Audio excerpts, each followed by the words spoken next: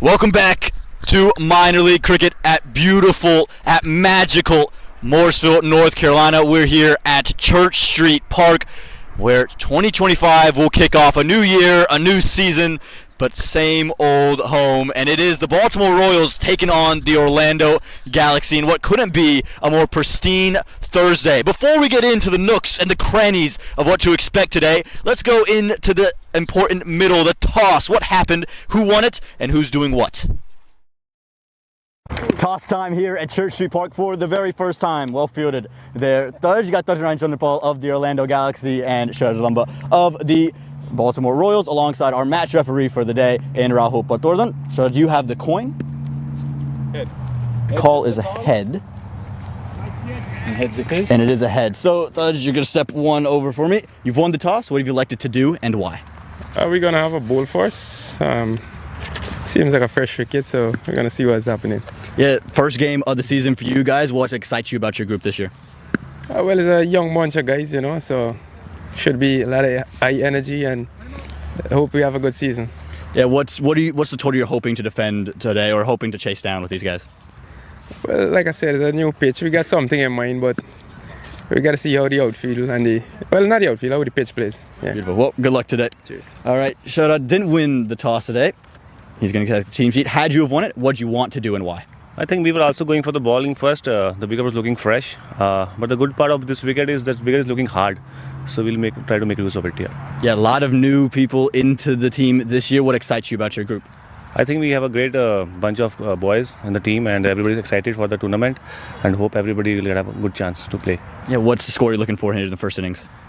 Score in this, it's always a high scoring ground, so right now we'll just go and look how it works, and then we'll decide the score. Beautiful. Well, good luck today. Thank you. That is the word from the middle. It's the Orlando Galaxy. They have won the first toss in minor league cricket, and they've elected to have a bowl.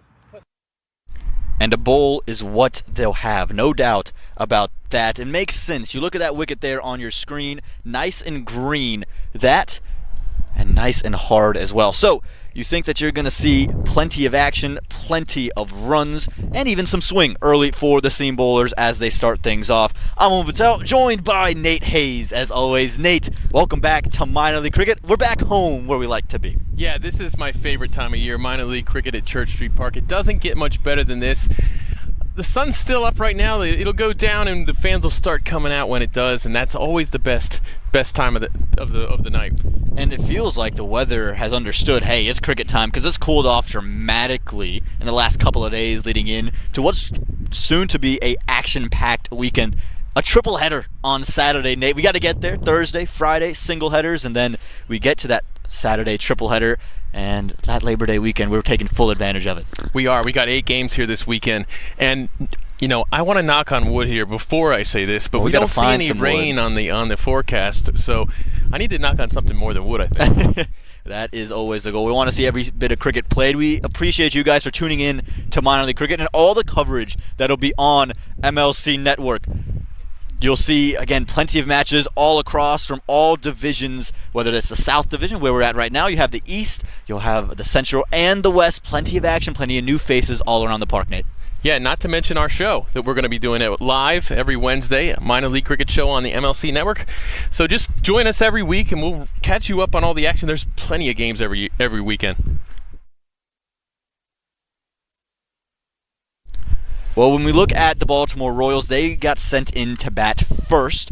You look at their playing 11. It features a couple of new faces, Mukhtar Ahmed, Rishi Dhawan, 2 of the big new faces alongside Agni Chopra. And then they have that kind of group, that core group that they've had for quite some time. Aryan Butler, the young under-19, who has just since graduated from the under-19 class. Richie Ramesh, the former USA under-19 captain. Jaskran Malhotra, Mohammad Mohsin, the captain. Sharad Lumba. You also have Adil Bhatti, the big acquisition for them to get in the pace bowling department. Sarbjit Singh Ladda, Gunwarjit Singh as well to round out that 11.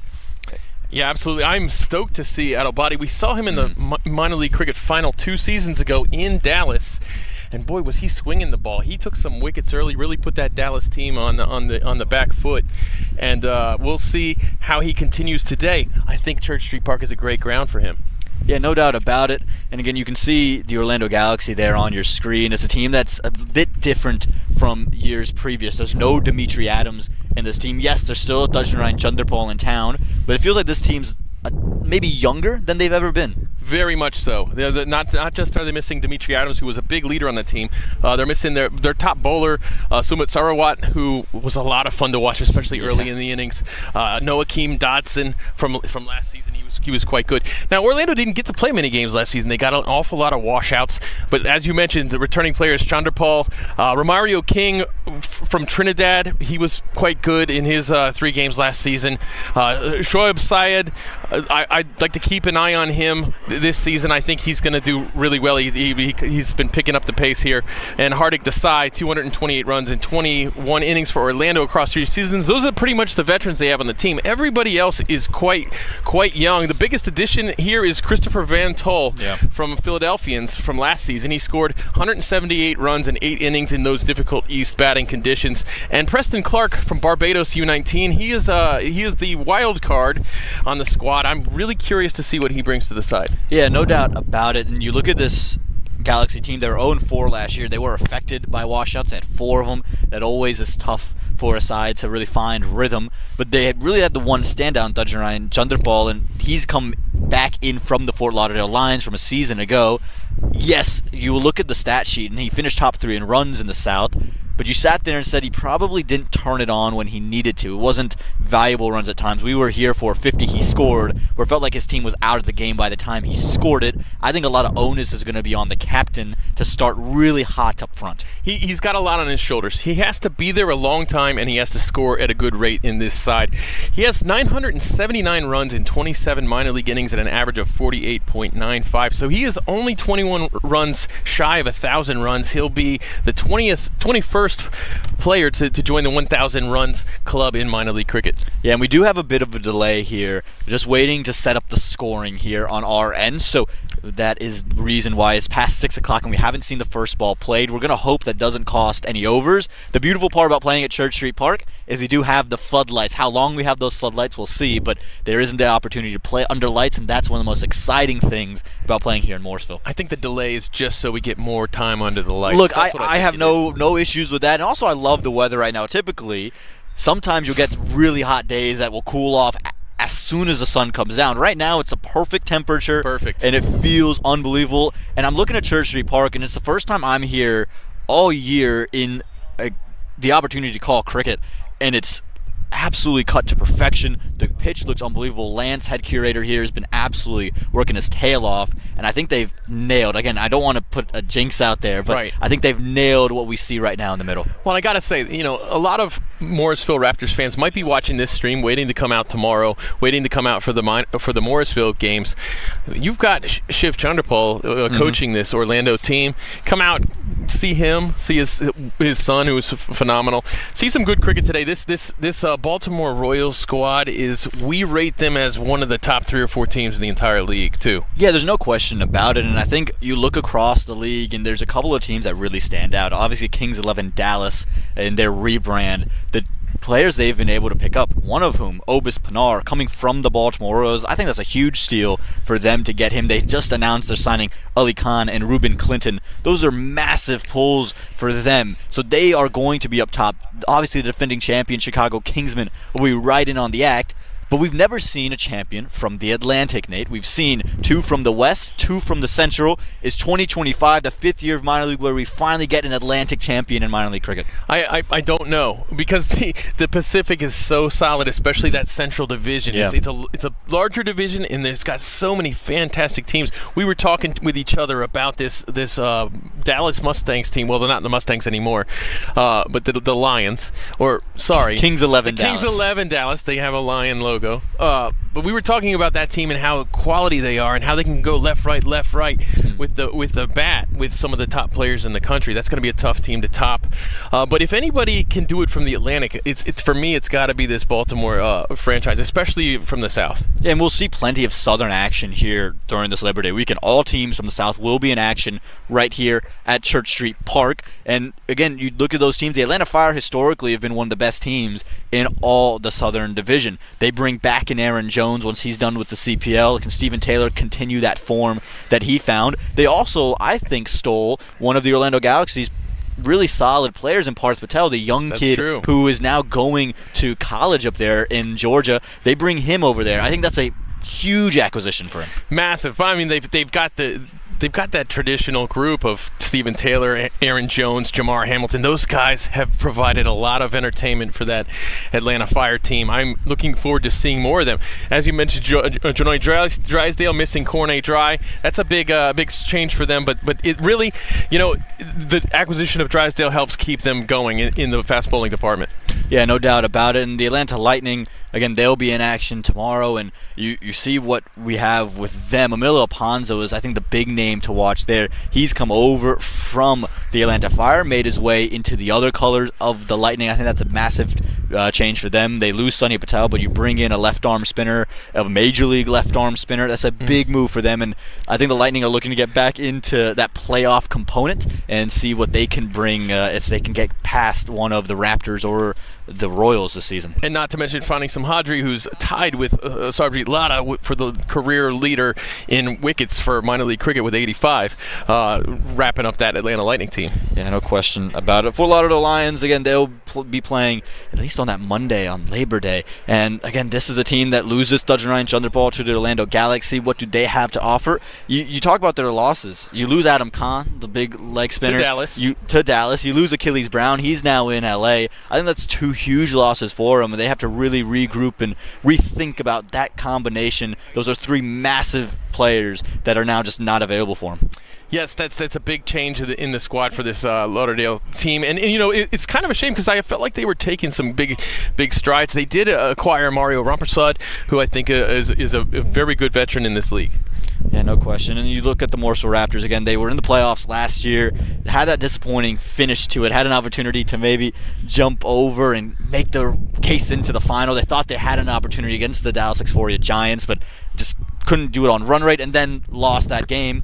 But you look at this team and it's a completely new look. There's a very much changed team. Sahar Swithin, Anshurai Rithik Uppity, they are just come out here, but they've come joined by one of the new faces, Pranav Gavali, who's made his way into the team, and Advait Badde is very young, a team that, again, we hold near and dear to our hearts, being the local franchise here. But what do you expect to see from the Raptors this season? I think we'll see. They do have a lot of good young players. You mentioned Sahar Swathan, who was absolutely fantastic in the qualifier for the World Cup.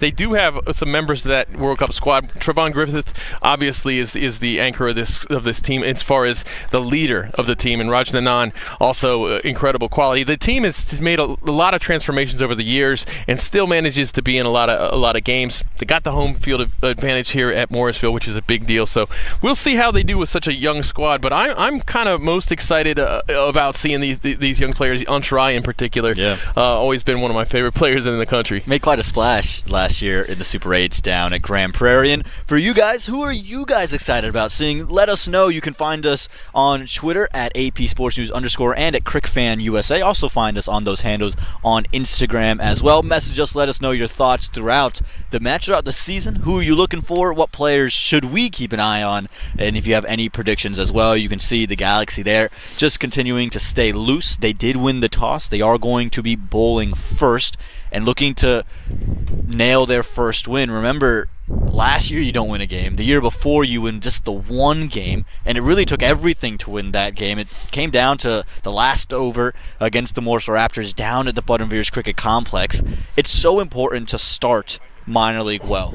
Yes. Historically, when you win your first four, or you win 3 of your first 4, you have a very high probability of making the playoffs. It's when you start to fall under that 500 percentile in the first 4 games that we don't see playoff teams come about. Especially here in the South, where you're getting into hurricane season. Yep. We haven't hit it yet, but the more deep we get into the regular season, the more chance you have for washouts. And we're very fortunate, considering that Hurricane Aaron passed through just a week ago, right? And considering what could have been left behind, it could have actually stayed up until this point of the week. So we've been very blessed with the weather today. Again, it's been brilliant, and knock on wood, we'll hope to have a similar run of rhythm throughout the weekend and be able to bring you all 40 overs of every single game straight through. Again, 8 matches across the stretch of 5 days since we include the Thursday. And that's right. It's the first time we've worked on a Thursday minor league cricket. It might be the first Thursday in minor league cricket. I don't know if that's factually correct, but I feels like it could be one of the first Thursdays ever. Let's just go ahead and say that. You know what? Fact check us at home. I'm about 20% confident that that's correct. 20%, Nate. I feel like you're lowballing me. You're 20%? Yeah, I'm pretty. Yeah, I mean, I don't know. It just feels like there might have been. There might have been a holiday weekend, and I think we might have been missing it. Yeah, I mean, Chicago does play a couple games under the lights. They do. And maybe they had one. We'll have to do some research on that. Maybe we'll ask ChatGPT or something. ChatGPT. We'll see what the AI is able to do, and maybe there's be some AI predictors come out. You've seen It's Called Cricket on Instagram. AI predict the future winners of Major League Cricket, and they've thrown in some expansion teams on its own to ChatGPT. We'll see if maybe they do one for minor league, and again, just looking to sort out the scoring system here and then get that all squared away. You can see that the umpire is having conversation, it looks like, with Shivanarayan Chanderpaul at the moment. And again, I think the discussion would be the loss of overs at this point. It was past 10 minutes since the first ball is bowled, so that we're past the point of 2 overs. Is it down to 18 now? Or do we have that 30-minute grace period that they're willing to utilize? And keep in mind, the lights got to be off here at a certain time. The lights at Church Street Park, the city mandates that they have to be off. What is it, 10:15? Is that historically? Is that about right? It's been at 10 historically, but there has been opportunities to extend that period. It just depends on what the extension was and if that was granted. Yeah, let's see if we can get a special exception today. That would be nice.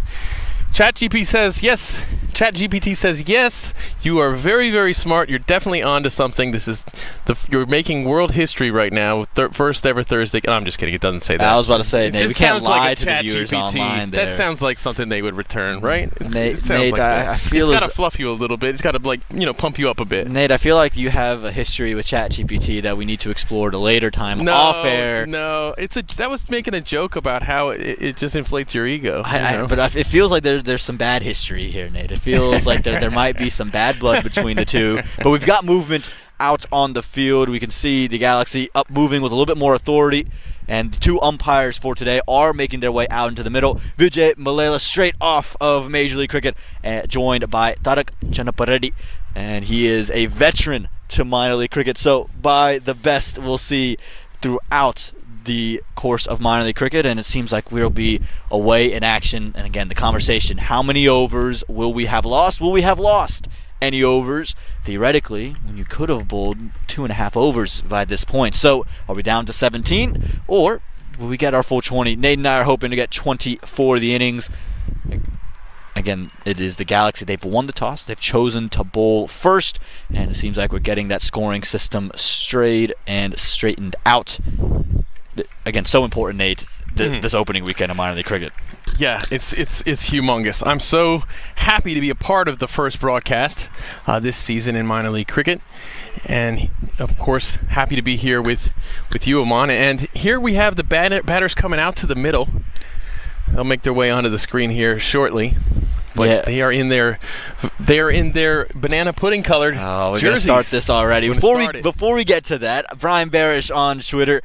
He says, great to hear you guys back on the mic. Have a great call. I'm excited to see how the Philadelphians go this year. Corne Dry, Raymond Ramanathan are 2 big pickups, and Omkar Zope is a good young talent. He also says, I think the NYC Titans' Mario Laban is going to have a big season. He's an exciting quick bowler and a bright spot on a young side last year. And Brian, I might have some inside information that you're going to be calling some games this year, and I'm so excited to hear you back on the mic, Brian. We appreciate you for joining us, and everyone for joining us. That East Division always so great to see. But now our eyes move into the south, and that's Hardik Desai on your screen. Number 99, HD. He'll be bowling in full HD. Woney trying to swing it early against what is a star-studded Baltimore Royals attack. And that batting lineup, while Nate has described them 2 years ago as banana pudding in terms of their color of jersey, this is a team that looks like one of the best teams in the entire league. They look like gold. That's what they look like. And, you could argue banana pudding is the best flavor of pudding. You could definitely argue that. I think it's in the Final Four. I'm curious to see your bracket for this now. You've said Final Four, so I'm expecting a round of 32 style, round of 64 style NCAA tournament bracket that comes about. Hardik Desai will start to the left-hander to open things off, and See what he can bring to the equation. I believe that's Agni Chopra that will be opening the batting, or make it Gunwarjit Singh rather, that's opening the batting alongside Sharad Lumba, the captain. So the two MI New York men, fresh off a championship, they are going to kick things off for the Baltimore Royals in 2025 with a slip in place. Fields got that deep cover point and a deep third for Hardik Desai as he starts things to Gunwarjit Singh.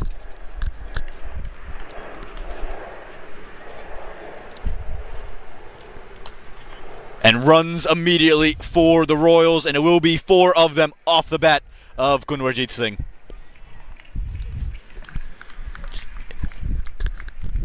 And scratch that, it is Agni Chopra that will be opening. So still 2 MI New York men, but it's Agni Chopra who has started the heat for the Baltimore Royals. I thought that looked like Agni Chopra. We are waiting for the score sheet to come up here, the live score sheet, but there you go.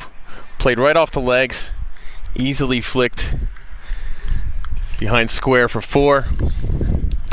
What a way to start for the Royals here. Yeah, the side did get some movement, so something to watch for.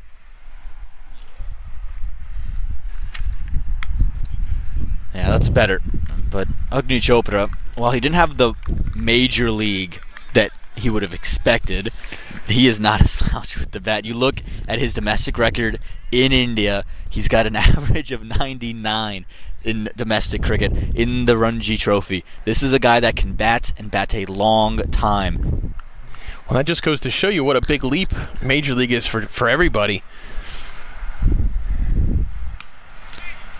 Excellent. Well stopped, well stopped. We have been critical in the past of, and rightly so, of the Galaxy's fielding. So I'm very curious to see how they improve their fielding this season. I think they took a little bit better angles as the season went on last season. Well, they only played a few games, but I think they took better angles to the ball than they had in the past. Their infield, their inner circle fielding has always, I've always thought is their strength. Boundary wise, a little bit weak. Let's see how they do today. Change of pace early here for Hardik Desai. You don't love to see that in the power play with a wicket this green. I would like to see him bowl seam up and continue to test both edges of Agni Chopra.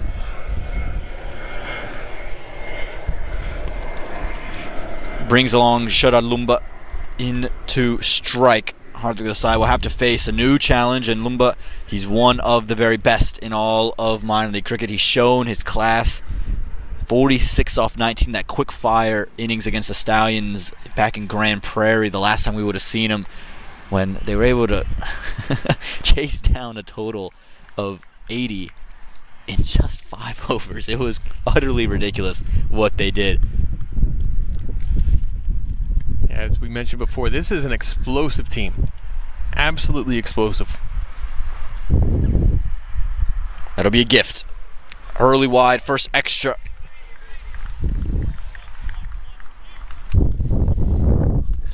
Ball just kind of getting away from right out of his hand there. Stayed away.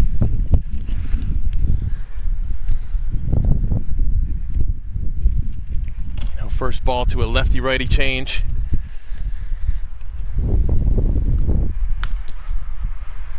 And this is the beautiful thing I think about the Royals and what they can bring. They have the explosiveness, but they then have the ability to do this. I think both Agni Chopra and Sharad Lumba are so good at navigating innings. Yes. And that's so vital here at Church Street Park. And it's the first game here this season, so you're going to want that. You want to feel it out. It's similar to being an opening, a leadoff batter in baseball. You want to feel out the pitcher, in this case the bowler, and you want to feel out the wicket more than anything else.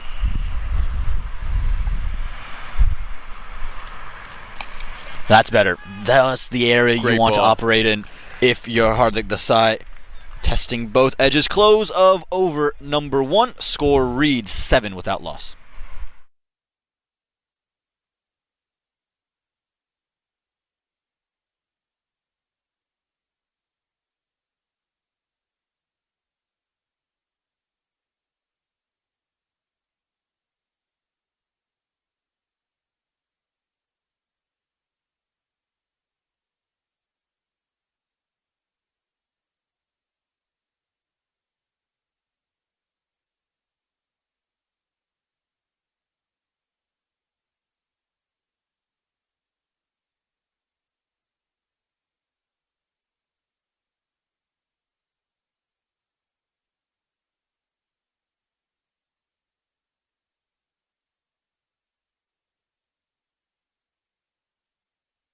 Daha Faruqi comes in with the ball now for the Orlando Galaxy. He is one of their new acquisitions. Brought him over.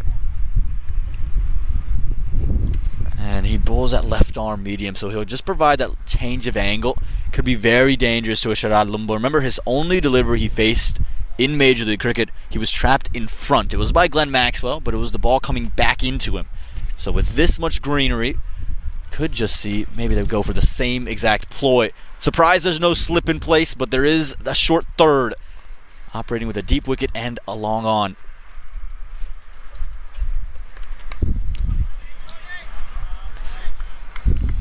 Interesting little action there, isn't it? Interesting. From Faruqi. Interesting. I think that the timing there wasn't there for the batter. The timing, he was a little bit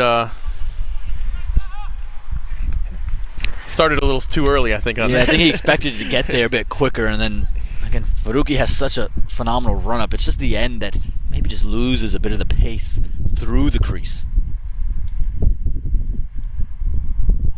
Right up in the armpit there. Yeah, that time just got a bit of a riser, and you can see for Taha, it's the last stride through the crease where he's going to get any bit of pace on him. He runs through, then he stutters and almost stutters to a halt. Yeah. And then it's really all wrist work from there. So when he gets it right, he can snap through and does rise on a batter. We've seen it happen out in Minnesota when he was doing some work for the Midwest region in the USA. Yeah, that ball did rise a little bit more than you would have thought it would. Again, this is why I'm surprised not to see that slip fielder, just because he can get that extra bit off the surface. Just love to see that aggressive move to give him a wicket-taking opportunity. Oh! Just short. I think it was just short. It was a real opportunity. And this is what we're talking about, that little movement in. That looked like a chance. It's tough to tell from this angle, but that looked like a chance there. Great job. Like you said, like you had just got done saying, that was not hit well. That was edged. And maybe if that fielder had been in a step, it would have been a routine catch.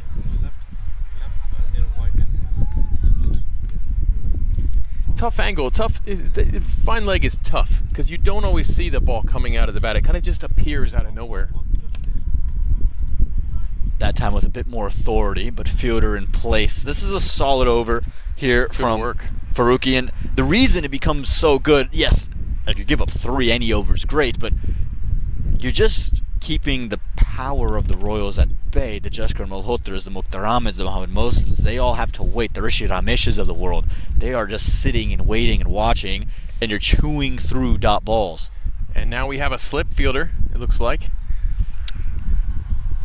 Yeah, you understand why it's there for the left-hander, because it's leaving Agni Chopra.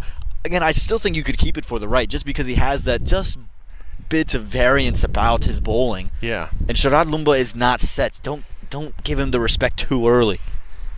I'll tell you, Faruqi really does like to release the ball quite high. He has quite a high action straight over the top of his head. Ooh, excellent to backward point. Second time we've seen a brilliant stop. And direct hit could have been close for Agni Chopra as well. Might have been curtains, really.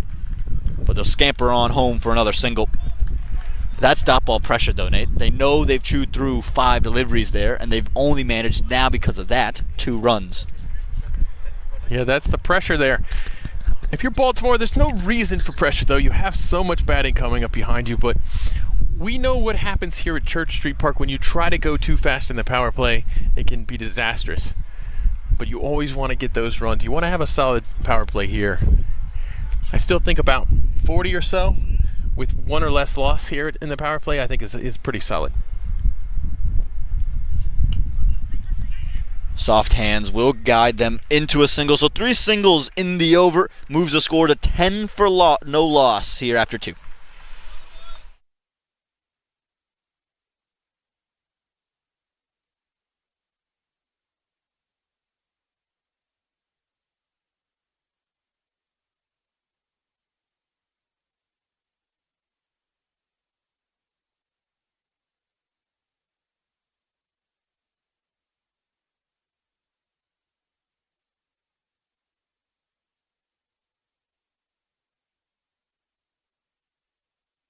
So who we have here?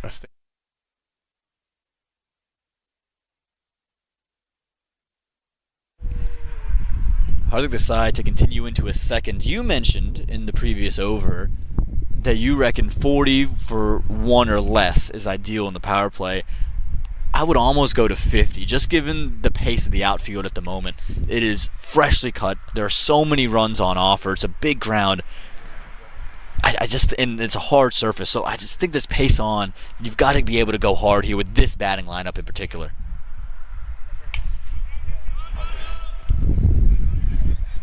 But maybe there are a few demons because Lumba is really hanging on the back foot. Yes, Typically, he's someone who likes to get onto the front foot, assert dominance, driving through covers, driving through long off. But you can see him almost hanging and waiting to see what the ball is going to do. Yeah, he looks like he's a little bit off with his timing right now, staying on that back foot and kind of fighting the ball off.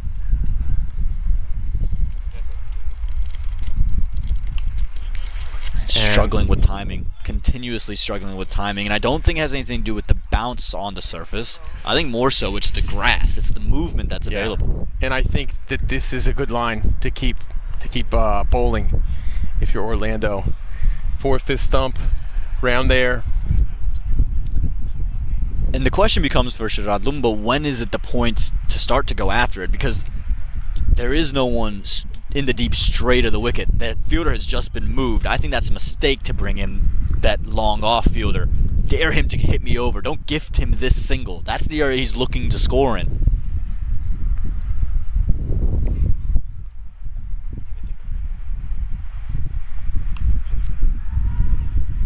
Again, it's just a little bit of hesitancy. It's this hesitancy that's just been... We're unaccustomed to seeing that from Sharad Lumba. Yeah, I agree with you. Seems to be of two minds at the length at times so far. That one just tried to play a little late. With 3 balls in, Nate, there hasn't been a run. There hasn't really been the opportunity for a run yet. He started the last over with 3 dots as well. That's not a winning formula. That's a gift. That is a real gift from Hardik Desai. You can't get bored. Slower ball, pumped like it should be, and that'll break the shackles for Sharad Lumba. Well struck there. Good job. Lumba kind of waiting for his ball, it looked like. But there you go. That's, a little bit right in the arch there. It's the second time, Nate, we've seen Hardik Desai go to a slower one well before he needed to. I like the line and length of the delivery, but yeah, I think that a little bit too easy for him to read the pace on that one. The wicket's helping you enough as it is. We don't see that too often in T20 cricket where you say the wicket's helping the bowler. There's something in it that's confusing Lumba. Don't try to force something. That's right. I think you bowl away from the eyes with the slower ball. It's easier to pick up the change of pace. And this is what you risk, finding flow. Middle of the bat, 4 more runs. What started off as a great over for Orlando is now 8 runs with a ball left. It's already their best over of the innings. Well, that's very short innings, but yeah, that Lumba seems comfortable with that shot right now. He seems comfortable with it already. Again, he wants to be on the back foot. This is the opportunity for you to continuously get him to drive. You've dropped in the long off, so that means you need to be bowling fuller towards off stump and continuously get him driving. There is really almost a gully field or maybe a third slip in place at the moment for Lumba, so there is protection if there is that outside edge. Oh, that one's jumped back quite a bit. And for the second time, Agni Chopra survives to close an over. There is 9 runs to come from it, 19 without loss.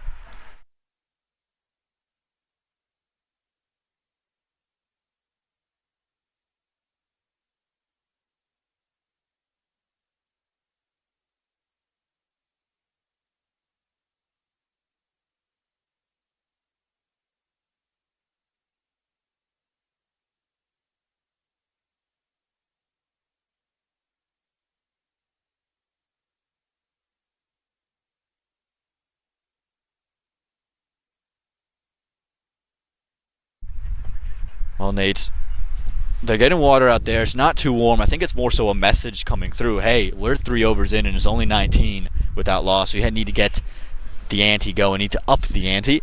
But what I love doing right now, we have a little low. Looking around, seeing the folks starting to fill in the stands, the hill next to us. This is what Church Street Park's all about. There are people sitting on blankets, having a nice little picnic. It is a beautiful day. I mean, this is a tremendously good day here in North Carolina. We are not experiencing typical August heat right now. We are experiencing typical late September weather. They call it false fall here in North Carolina. I'm not sure if it'll hold, but we'll enjoy it while it lasts. Faruqi comes back. His cry of catch, but he's played it into the gap. That'll be 4 runs. Lumba, he's on and firing. And it did not look smooth off from Lumba there, but that is a power play style shot. It's something you just get it over the circle, let it run away. He just helped it up. Look at that, had good height there. He just got under it and helped it along its way. And again, he's hanging on the back foot. Faruqi's got to be full. You've got to take advantage of the swing. And if that ball bounces from a length, it's a very different story. But Lumba is going to be ready to play that short ball. Get him onto the front foot now. Yeah, there's no surprises anymore. That's a better length. One thing I'll say about the Galaxy, which is very different from in years past, their fielding so far, I know they haven't really been tested, but there is an intensity around their fielders that I don't think has been there through the first 4 years of minor league cricket. I think last season, I got to give them credit. There were a couple innings last season where in the inner circle they had a similar intensity. Yeah. And it was after the power play where we saw them kind of fall apart a little bit in the field. But yes, I think their intensity right now, very, very good. They have a lot of good intent. I think that they understand that they're doing pretty well right now.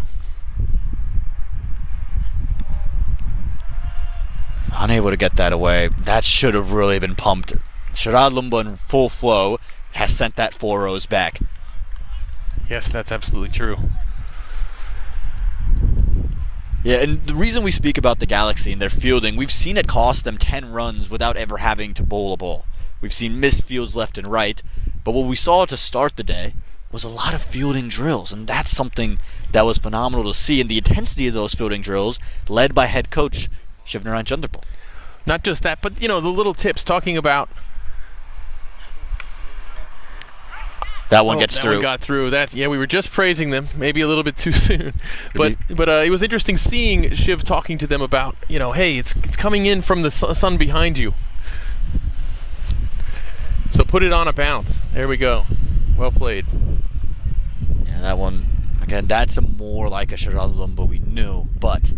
Again, it's just him sitting on the back foot. I think that makes it too easy. We've got the scoring back up in action. Picks up 4 runs, moves the score to 27. And you see Lumba, even with his sluggish start, he's been the one who's been on strike for most of the day. And he's found a way to continue to contribute already into the 20s. It's interesting the amount of dot balls he's faced, and he still has a great strike rate. That's straight up. It should be an opportunity. Never looked like he was in position. He just really made a meal of it. Never looked comfortable underneath the ball, was always moving and puts it straight down. That's a huge miss. Oh, that's a tough one. Feet moving at the time that the ball got to his hands, and Lumba mistimed that one. He started his stroke a little bit too soon. Yes, you see the fielder out there, not under the ball still. Feet moving, that's tough to make that catch. Very tough. Yeah, but really it's the fact that he was late to move that caused that issue. He just took his time and never got his feet going. That's in the air again. This one will land safely. An eventful over comes to a close. 11 from it, 30 without loss.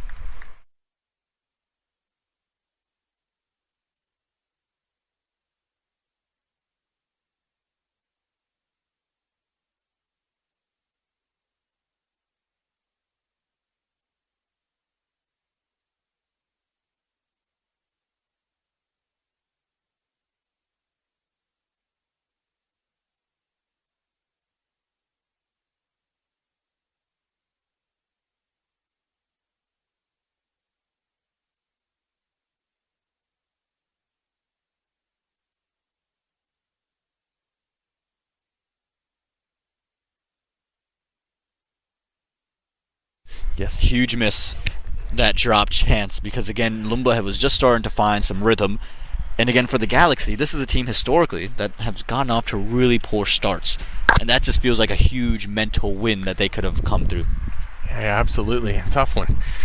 But you got to move beyond it. You have to move beyond it. Hamilton here, he's the one with the drop. And now he's going to get the chance to redeem himself with the ball. And let's see what Orrington Hamilton has to offer here at Church Street Park in the 5th over. Again, coming straight off the drop, got to get that out of your mind and got to find a way to reset. Still operating in the power play, so we just saw them confused on who the second fielder was going to be out. They've elected to go with a deep cover and a long off for Lumba, who again retains strike. Yeah, Lumba really likes to start the over with the bat, doesn't he? And we mentioned all the dot balls he's soaked up. Seems dotter 4 for him so far. There's a wide delivery. So we will wait one more ball to see Hamilton's first official delivery. Yeah, and it'll be important again to see what this pace unit looks like. No Sumit Sarawat in this attack this season, so they're looking for that real wicket taker. He would bowl 3 up front and take at least 2 pretty much every single game. Was their leading wicket taker throughout their history in minor league cricket. And immediately, we see a huge shift in the field. Both deep men come back in, and they've now gone to a deep backward square and a long on. And we're getting a timeout here from the batter, who maybe was having a difficult time seeing something. I think he just wanted to check where the fielders were and what the changes were going to be. Again, it's an interesting ploy because it felt like right away you switched the plan. And there's a wide, this time through the offside. Again, you can see there's movement, but it's control, and this is something that's plagued the Orlando Galaxy. They've lacked control. They, for me, really today could have played an Anirudh Bolasetti, who home ground, home venue, played a lot here. Great point. Would add to a pace bowling attack. They've elected to go in a different direction, and I think that could come back to cost them. Yeah, that's an excellent point. So we have a timeout here. We have a fan walking in front of the sight screen. It's going to happen once a game.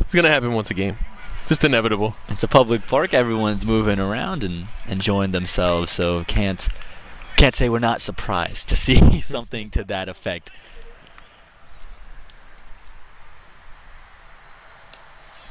Much better delivery there from Harrington.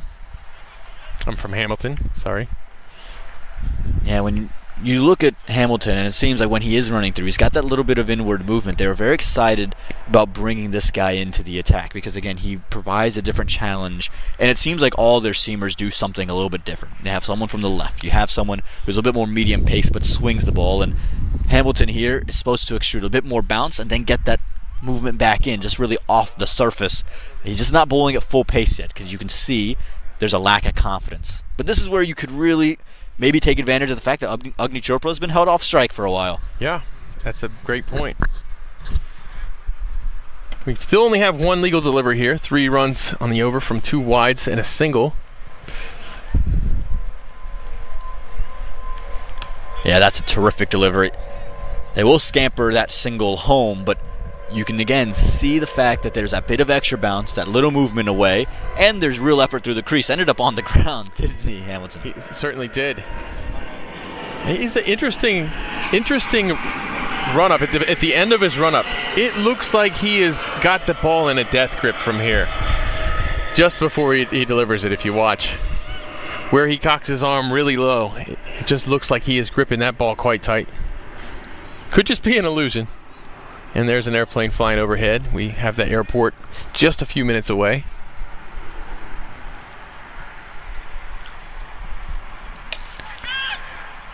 Real terrific delivery there. And again, I just feel like that's almost too easy of the fielder being out, that long on fielder. Mm-hmm. And because he is getting that inward movement, and we've seen it twice now, the bat has just come through the ball and it's really popped up. Dare Sharad Lumba to lift it through that region. Dare him to make that mistake. Again, you can keep that long off fielder in the deep if you like, and they've now not changed the field because you have the lefty on strike. But And I just feel like there's these subtle moves that feel a touch too defensive too early. Nice bowling across the body there. Good delivery. So we've seen a few good deliveries in a row here from Hamilton. He's seems to have found his slot a little bit, found his arm slot. Yeah, and again, this was a team that has gone through a lot of changes. You see a Christopher Van Tol, you have an Orrington Hamilton. What do they do? Where do they go? How do they fit in? This could be a chance. Might just drop short. Yeah, a couple of bounces. Productive over, though, after all the extras. Still a delivery in it.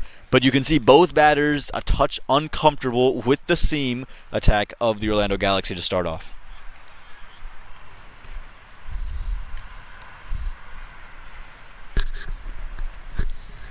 So an update here. Lovely part about minor league is the access that you get to players and owners and all different members. As we see an extra there, we'll have to re-bowl it. Got a message from Suresh, part of the ownership staff of the Orlando Galaxy, and he's just said that Anirudh's unavailable today because college. And yes, he is a freshman at UNC Chapel Hill. Just started up there at the business program, and again, it's a Thursday. It doesn't feel like a Thursday, Nate. This is our Saturday, our Friday. It's a good reminder. And again, his family does take school quite serious. Oh, lovely. Guided beautifully from Lumba. Given the license with the width, took advantage, cashes in with 4. There we go. You get to that 40-run mark that I mentioned before. 41 runs here without loss. But well played there. That's so far maybe the cleanest shot of the day. Most convincing, no question. 5 overs gone, 41 without loss. And when you mentioned the Bolasetti family, and the fact that we've seen both of their kids in minor league cricket. Abhiram Bolasetti with the Marshall Raptors in the first 4 renditions, not playing here. Is a senior at UNC Chapel Hill, will be graduating come May. And then you talk about Anirudh Bolasetti following in the brothers' footsteps, getting into Chapel Hill, going there, and now in minor league for the 2nd year as a member of the Orlando Galaxy. And it'll be fun to see him whenever he becomes available. And that's another big thing about minor league cricket. It is, the semi-professional nature of the league, isn't it? It's not a professional cricket tournament where you are kind of for a month or 2 months just playing cricket. You are juggling different things, and it's almost a weekend league, but at a high level of a weekend league. Yes, which is why this might be the first Thursday game. It's exactly why. Because it is a weekend game. But it gives people like us, or people like me, Aman, you're pretty much a pro. It gives people like myself a chance to do commentary as well and continue with my full-time regular employment. You can say people like us, Nate.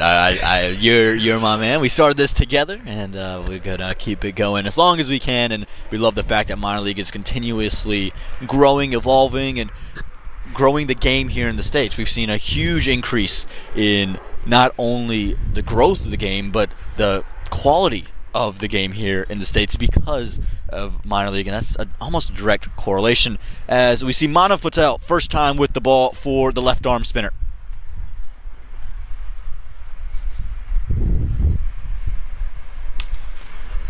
Yeah, easily done from Agni Chopra. Onto the back foot in a flash and away to the boundary rope. He made that look way too easy, didn't he? Very good shot on the back foot.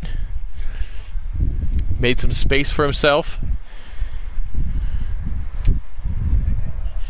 And you see there, he slaps it to the offside through covers.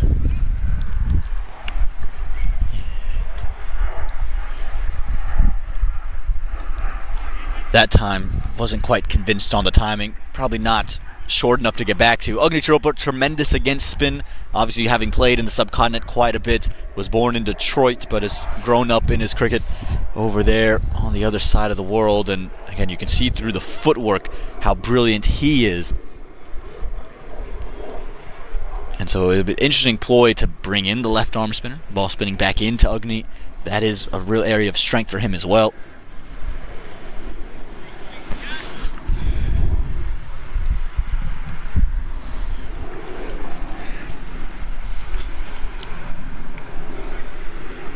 But it's a ploy we see often, isn't it, in T20 cricket? Final over to the power play. Let's see a spinner in there. See if we can just tempt the batters around. That's right. This kind of starts the desert that is the middle overs here. It tends to be anyways at Church Street Park. If there is a dull spot in the batting as far as scoring run rate, it is probably over 6 through about 13 or so. Yeah, no question about it. And Manav Patel is no slouch of a bowler as well. He's been a part of minor league cricket, been for 2 franchises, the Galaxy, for the past couple of seasons now, and he's taken 24 wickets across 24 innings with an economy rate of 8.29. And again, this kid is coming off of playing on at least the first couple of seasons on a lot of Astro. Remember playing down in Florida at that old Orlando facility, there was a lot of Astro. Now it's all natural turf, and his economy has seemingly plummeted because of it. Beautiful. Oh, that is gorgeous and elegant, and Lumba is in complete control now. That was well played, well timed. 50 up now for the Baltimore Royals. I have to say that slowly. Royals, because it sounds like Orioles. Well played there, though. Well played. Right on. Going into the front foot. You see the Royals walking around the track right now, getting some exercise. Plenty of folks moving around, and Lumba just waiting for the one to clear the side screen on the far end of the ground. Again in the gap, and again 4 runs. This is the risk you play, bowling a spinner in the power play. And that Orlando Galaxy fielder, he's not playing today. He's sitting, and he's able to field that only after it clears the rope. Yeah, Fuller this time with flighted delivery. And Lumba does not miss that. He puts it right over the fielder. Yeah, I don't dislike that delivery, though. If he misses that just a little bit, it's right into the hands of the fielder. Again, it's an aggressive approach, but there's not a crazy amount of turn on offer. That's what we're seeing so far. So it's going to be all about the changes of pace you put on the ball out of the hand. And that is the best shot we've seen, but has gone straight to the man. Picks out long off, and there's the wicket to close the power play. Lumba got in and can't quite believe what he's done. He's thrown it away, and the Galaxy have their man. Lumba out 37 from 24 balls. He just inside outed that. I don't think there was enough on that ball for him to get to successfully execute this shot. Just not enough behind it, not enough pace behind the delivery. Easily caught. That's the end of Lumba and the end of the power play. It's 54 for 1.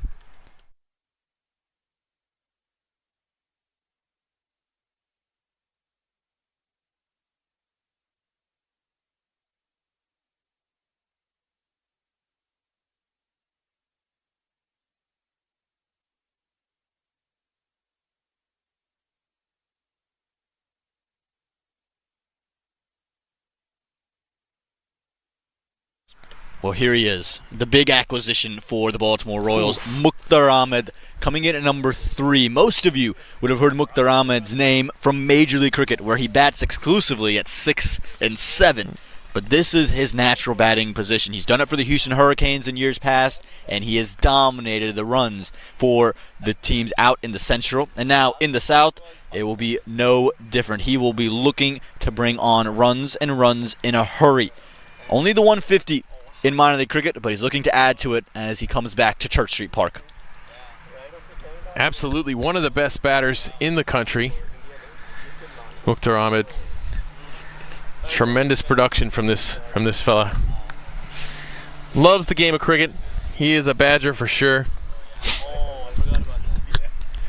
Excited to see what he can bring. He'll start at the non-striker's end as we see more spin, this time in the form of Shoaib Syed, who comes in with the ball. He's one of these retentions for the Galaxy. He's been a part of this program for a very long time, and he's operating with a slip. And the field is really expanded up now. This is where the game typically leaves them. Once the field opens up, we've seen a fall of that intensity level, like you mentioned earlier. Has that changed? Have they changed that? And will the new culture provided by head coach make that change prominent?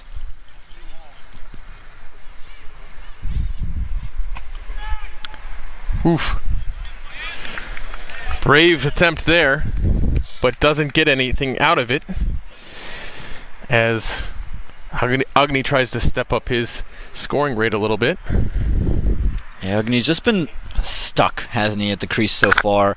And I'll be curious to see what his ability is to keep going. Seems to be a little break and play here. What is the break and play? We can see a call.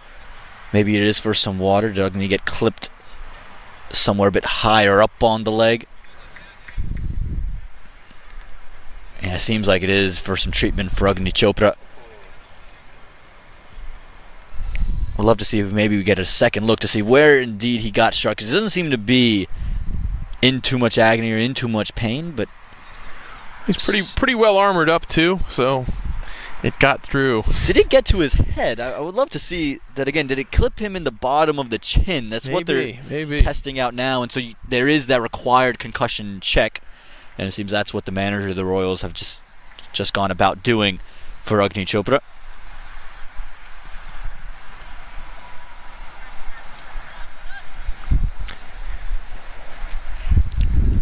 Syed, he is a wicket taker. He's done it straight throughout his minor league career. Spanned across 2 franchises, the Lions and now the Galaxy.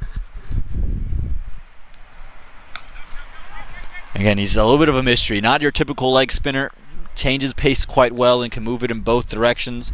Economy rate under 7 with a strike rate of 11.2. So quite brilliant, and again, is always in that wicket column. You remember that they used to have Matthew Comrie. And here we go, we see some fans there. Heath Richards in the bottom right corner of the Atlanta Lightning and of Major League Success champion this past season. And a couple of the Raptors folks in and about as well. And then some fans of cricket just in general. The grandstands left from Major League Cricket. And that'll be a real gift. No real turn, just always down the wrong line. And will be 2 runs off the wide for Mukhtar Ahmed.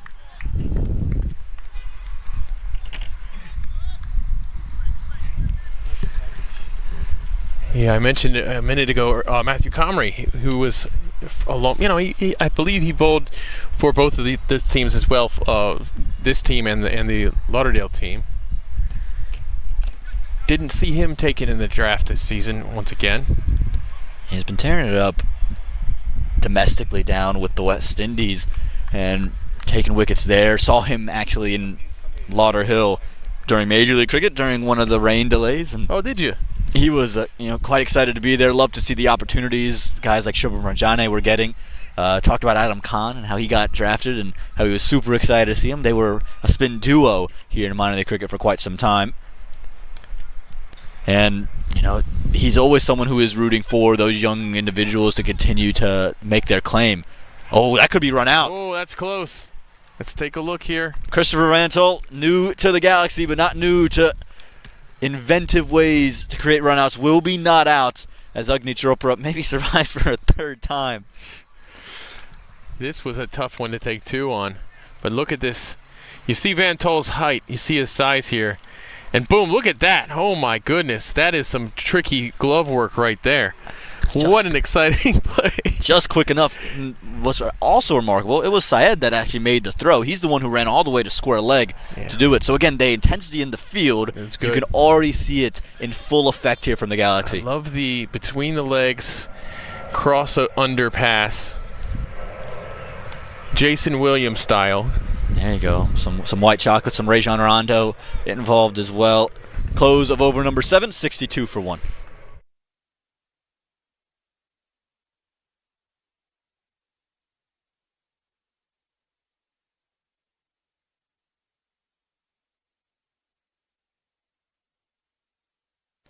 So I don't know what's going to happen for the rest of the day, but I'm not sure we're going to see many things cooler than this.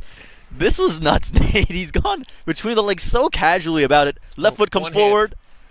Bang. Bang. What a play. I know it didn't result in a run out, but maybe need to clip that, send that to social. I think that was pretty cool. That was fantastic. Day 1 of minor league cricket, and we're seeing things like that. Thank you, Christopher Vantoul. Love it.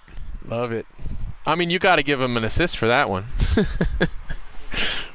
Basketball assist. That would have been a basketball assist. Well, you need to find a new stat for it, and maybe make a stat that shows video. We need a behind-the-back bounce wicket is what we need. Christopher Van Tol could be the man to do it. So. Manav Patel, he's got the 1 wicket today, though. It was of Sharad Lumba, and he's going to continue to operate here in over number 8.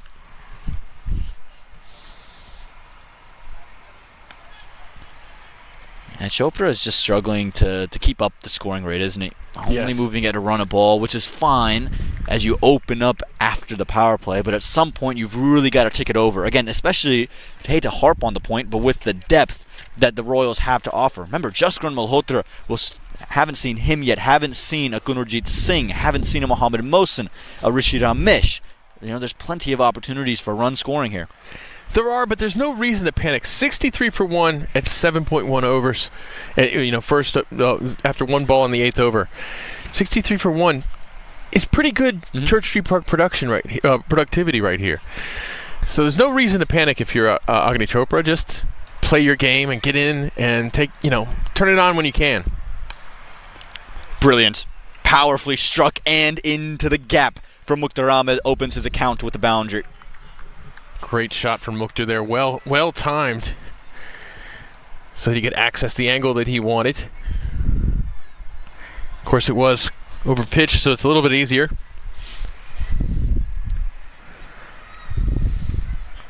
But there's an inside-out shot that he played in exactly the right place. And again, it's a very similar stroke to what we saw from Sharad Lumba. Lumba just picked out the fielder, looking to lift it, rather than Mukhtar Ahmed, who was looking to guide it into that vacant region. He's got all the shots, and he's got the ability to access so many different regions of the ground. And I tell you, maybe the most impressive thing from Mukhtar Ahmed, and something that makes him such a unicorn, and it's why we hold Obis Pinar in such a high regard, is his ability to be so adaptable and adaptive to different positions in the batting order and flourish in different positions in the batting order. Again, absolutely, this is a more natural state for him, batting at 3, batting in the top. That's what he did when he was in Pakistan. But knowing about Major League Cricket and knowing the role they needed him to play, came straight in and looked to bash the ball. And I think it's elevated his game and his value amongst his peers in the country. Absolutely. He is a very versatile batter. I think he knows what he has to do in every situation. Here he handed the strike back over to Chopra with 2 balls left in the over, which was a smart move, as you mentioned before, the ball turning into Chopra. There's the aggression you were waiting for, and he's hit this so far. Might need a new ball. Agni Chopra finally cashes in with the maximum. He just skips right down, goes up on one leg with the rear leg behind, ballerina style. I love it when batters do that. Look at this. Here we go. Just a skip down the ground. Boop. He just absolutely pummeled that one. Got to the pitch of the ball, and that is in the drink. That is replacement ball. And they will be looking for that replacement ball. And again, this is what you're waiting to see from Agni Chopra. And can he find that next gear? The ball finding committee, Nate. That's a morsel phrase, and it's classic, isn't it? That is. Except we have the ball finding committee is actually, in this case, it is the Baltimore Royals. So they want that ball back. That's typically what it is. It's the young kids. As someone who was part of a lot of ball finding committees, so you weren't in the 11, or you were barely in the 11. Yeah, you got to go into the woods. Now. You're talking about me, Nate. We played a lot of cricket together. Well, you didn't play any cricket together, actually. I was never in the team when you were in the team. You were a 12th man. Yeah, I was also 12. So 12-year-old, 12th man. We can call. We did search for a lot of balls we together. We did. We were in the wood, and we were quite successful. Neither of us got bitten by a snake, so that's a win. That's successful. Is a win, and we've gone on to a tangent that I'm not sure we can get out of. And you can see members of the team there. Jaskar Malhotra was there. Aryan Batra was there as well, looking over the fence, and it seems as if a ball is in place, the replacement one. But the Royals, they're after that specific ball, maybe a little luck there, as Chopra will continue to try to climb the ranks of minor league. This is his debut in minor league cricket. Hasn't played minor league game before this season, and he's looking to have a statement of a start. And 1-6 will help you with that. You're going from a run of ball or just under to 24 from 19 at Church Street Park at this point in the innings. You know, who knows what we'll see before he's out, if he does get out before he's out of the middle in one way or the other. You see Sahar Swithin there in the white shirt there. He'll represent for the Morrisville Raptors later in the weekend. A couple of Atlanta Lightning members there as well. Again, so much action. The entire South on display in one weekend, and it's brilliant that it's happening at Church Street Park over the course of 5 days. There is an ice cream truck here too, everybody. Is a Brewster's? Is that a Brewster's? I think it's a Brewster's ice cream truck. Come on out. I might lose a co-commentator for a couple of overs because Nate is going to go over to that red truck behind us. And again, this is the feeling of minor league cricket. It's why it's so valuable. It brings together communities, and you see it happening all over the country, not just here in Morrisville, but you see it all over, and brings in parents. You see at the very left of your screen there, the father of Anirudh Bolasetti, as the 8th over comes to a close, 76 for 1.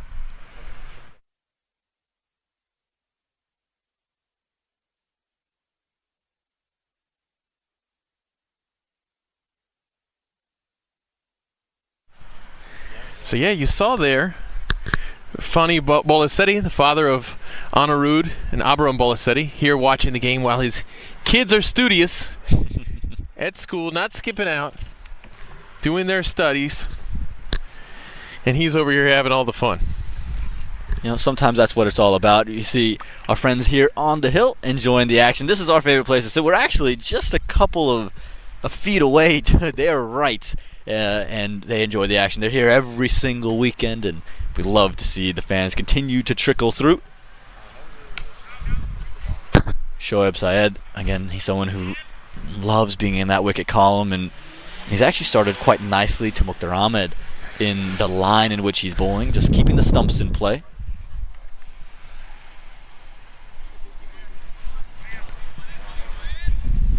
Here we go. Now you got Syed versus Chopra, who is enjoying the ball turning into him right now. Innovative. Just a little bit of a scoop away from Syed, then we'll just run away for a couple of runs. Yeah, getting the ball to leave Chopra on a regular basis, but has the ability to get one to just maybe slide through. Not a huge amount of turn here, but Syed does have a couple of variations to keep batters honest. I was just about to make the point of there was still a slip fielder in place, and that slip fielder has since been moved into fine leg after a couple of opportunities and a couple of looks to play that exact stroke from Chopra.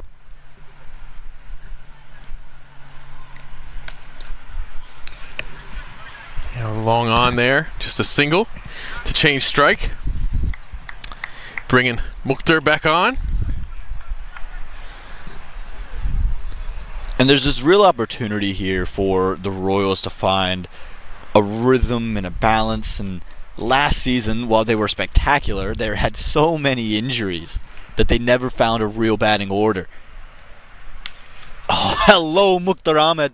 I don't know if he's got all of it. Oh. He's got just enough. Just enough to beat the man out in the deep. Romario King, unable to haul that one in, brings up 6 runs. And what an excellent effort there. Just couldn't quite get to the ball. But yeah, it was going back, and it's gone. It's out of here. Tough one at the boundary there. I'll tell you what hands were good. It was the hands on the bleachers. The ice cream nearly fell out. Got away from the ball and kept the ice cream. Important. Very important. Very important. They don't serve beer here, so the ice cream, keeping the ice cream is the most important thing. Nate, we see where your priorities are, my man. We see where they are. Mukhtar Ahmed, though, he loves that slog sweep. If he could play that every day, he would do it. He would play that shot 10 times if you give him the ball. And he turns on that one. Just square leg. Just a single to close over number 9, 87 for 1.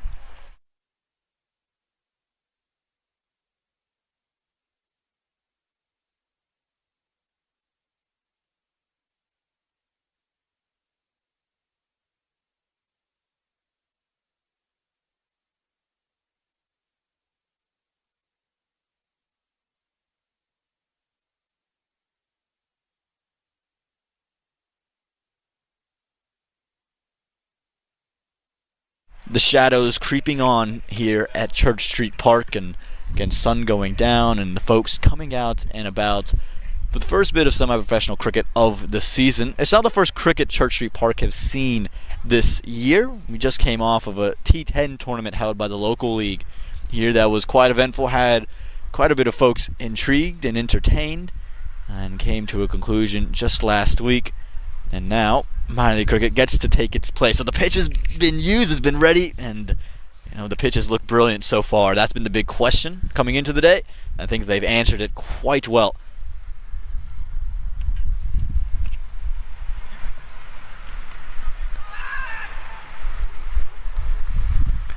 Mukhtar trying to find that single, trying to play it late and find a single. Get Chopra back on strike here against Syed.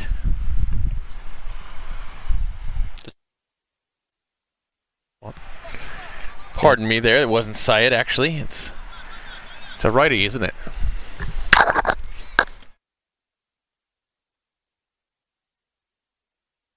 Preston Clark comes in with the ball. So it's a different righty. So it's the first bowling change in terms of the spin department, getting off Manav Patel, and Preston Clark been added into the team this season, one of the high hopes that they have, and the domestic wild card that the Galaxy have elected to go with on this season.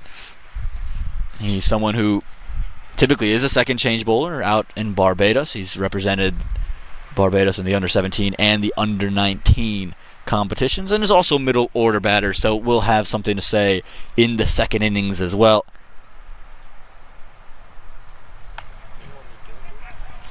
Nicely worked here from Agni Chopra. Just before we got to that ball, we saw Andy Mead on screen. I know that I'm a bit late getting there, but Andy, great to see you back out here shooting cricket. One of the better photographers, sports photographers, does a lot of work at UNC Chapel Hill, and back in the cricket world, and that's where we love to see him. Yes, we love our community here in Morrisville. It's always great to see people we know so well staying involved. And he drags that down to mid-wicket there for just a run. Yeah, I'd be curious to see Mukhtar Ahmed and the approach he continues to make. We're in the 10th over. We're in the 10th over now. They're just adjusting the scoreboard at the moment. And does Mukhtar Ahmed start to really free the hands knowing the batting to come? Chopra wants to go, and he's done it brilliantly. Turns it square enough and turns it long enough as well. Will be 4 runs. No, will be 6 runs. Scratch that. Signaled from the umpire. I'll tell you what, this went a lot farther than you thought it would. Shows you the effortlessness here from Chopra, who seems to be quite comfortable against spinners. He's now seen 3 styles, and he's picking up his run rate ever since the spinners came in. And it just feels for the Galaxy that just one ball every over that you just want back, and it's not quite good enough, especially against 2 major leaguers. That's the beauty of this Baltimore team, that they can have 2 major leaguers at any point in their batting order. And they can have former major leaguers come up with the bat and Jaskaran Malhotra. Not a lot of teams have that luxury. No. You think about the teams across the league, you think of the Kings 11 Dallas, you think of maybe the Kingsmen, and that might conclude your list. That'll close out over number 9. Score moves to 87. Make it the close of over number 10, and we'll update your score when we can.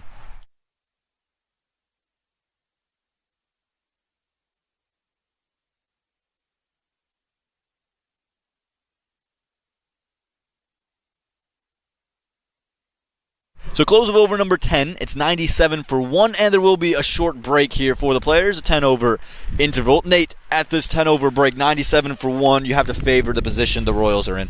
Yes, absolutely. This is definitely they'll be upset if they get anything shy of about 220 at this point, I believe, here at Church Street Park, especially considering batting conditions are going to only improve as this innings goes on, and the strike rate that's coming up on their bench is quite significant.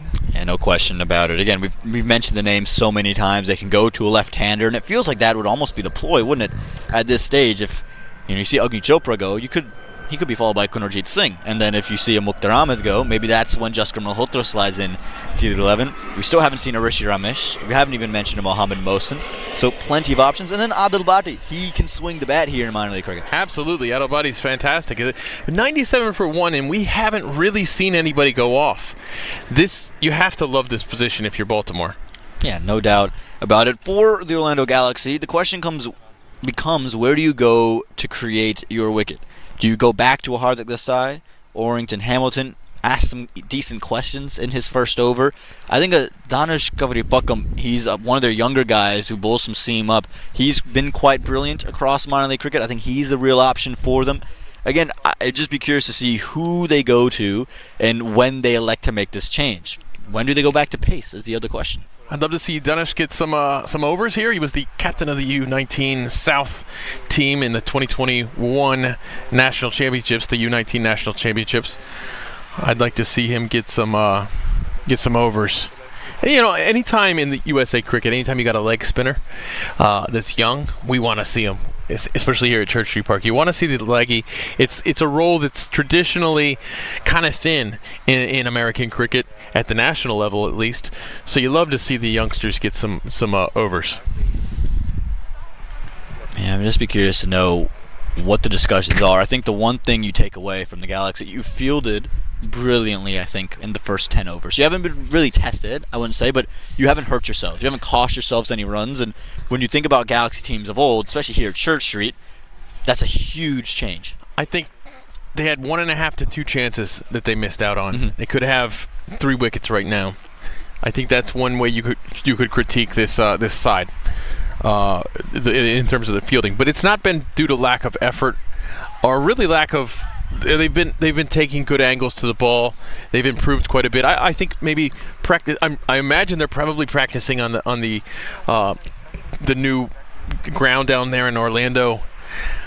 I think when you play at a ground like here at Morrisville, and you've got the short grass and the ball runs quickly, it's very different than most American grounds up until recently, anyhow. And it'll expose players who aren't used to playing on grounds that are this nice in the field, I think, more than anything else.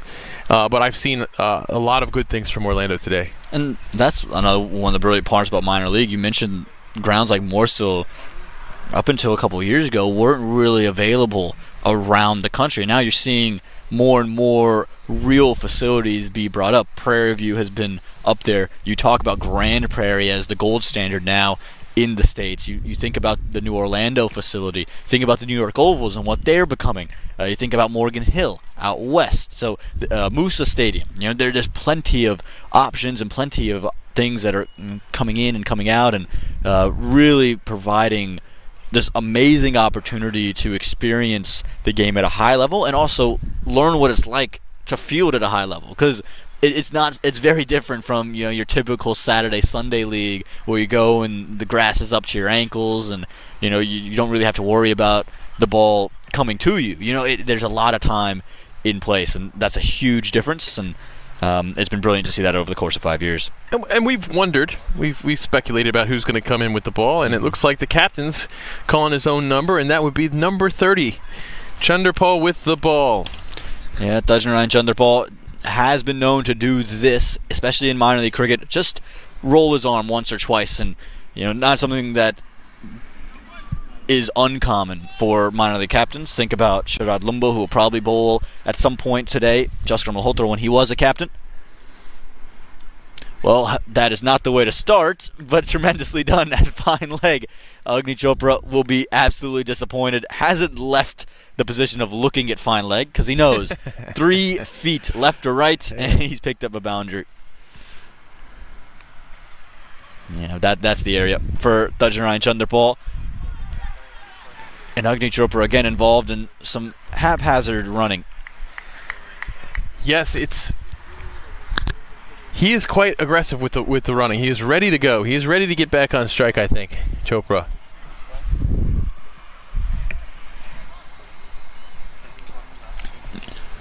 And here will be the real test for Chanderpaul. Again, he's not a frontline spinner. He's not really someone who does it quite often. He can do it in spots. But now, for Mukhtar Ahmed, who really latches onto spinners, if you give him any bit of width to free his arms, he just takes such advantage, hits the ball so far. What's the field set going to be? You see them packing that cow corner region, mid-wicket, cow corner, long on. And then you see inside the circle, at third, there's plenty of fielders. Ooh, that was a good stop there. Vantel, thank you very much. You're just entertainment galore. Between the legs and now the little roll and a one-handed save.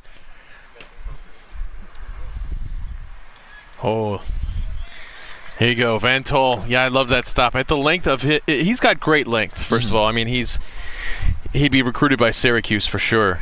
With the length. And UNC, you go. Yeah, and that 2-3 zone defense. Yeah, that was just a bit too short on that occasion. I don't actually mind the length here from Chanderpaul operating to Mukhtar Ahmed, knowing that he does like that slog sweep, keeps that shot out of question, and then he's packed that region behind square on the offside. There was a point, there was a third, and then there was even someone in between those two fielders.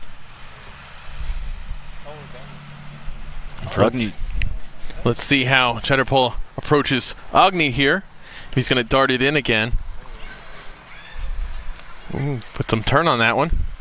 I'm just curious to know what the ploy is to find a wicket. I think so often, bowlers will just kind of go and say, okay, I'm going to go hit the top of off, but that's not a real plan. I think nowadays you see in T20 cricket, they're so analytical, and they know where they want to extract the wicket. And I'm just curious to know what's Chanderpaul's plan to extract the wicket. Fielder. Oh, unbelievable. How has he managed that? That might be the play of the year, and you see a stunned Mukhtar Ahmed at the moment, refusing to walk, but the entire Galaxy team is over there because that is a thing of beauty. That was incredible. Was that Hamilton? I think that's Hamilton out there really making up for it for the drop earlier. Check this out. Well, the first thing you'll see is he's got to make an unbelievable play to get to the ball. He's now jumped into the air, and then he's thrown it out to his right. The recognition to know where his counterpart is in the field, absolutely brilliant. And that bit of brilliance has brought up the second wicket for the Orlando Galaxy and has pumped them up the 100 on the board, but Mukhtar Ahmed gone as the close of the 11th over comes.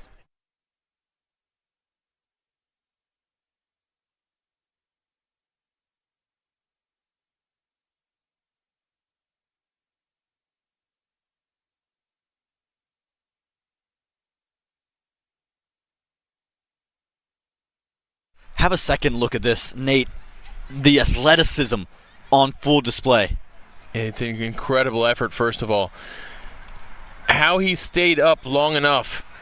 He tosses it away right there. See how he's inside the rope. He was inside the rope the whole time. And then, you can't see it on your screen, but there was another tremendous effort on the relay catch to avoid the rope as well.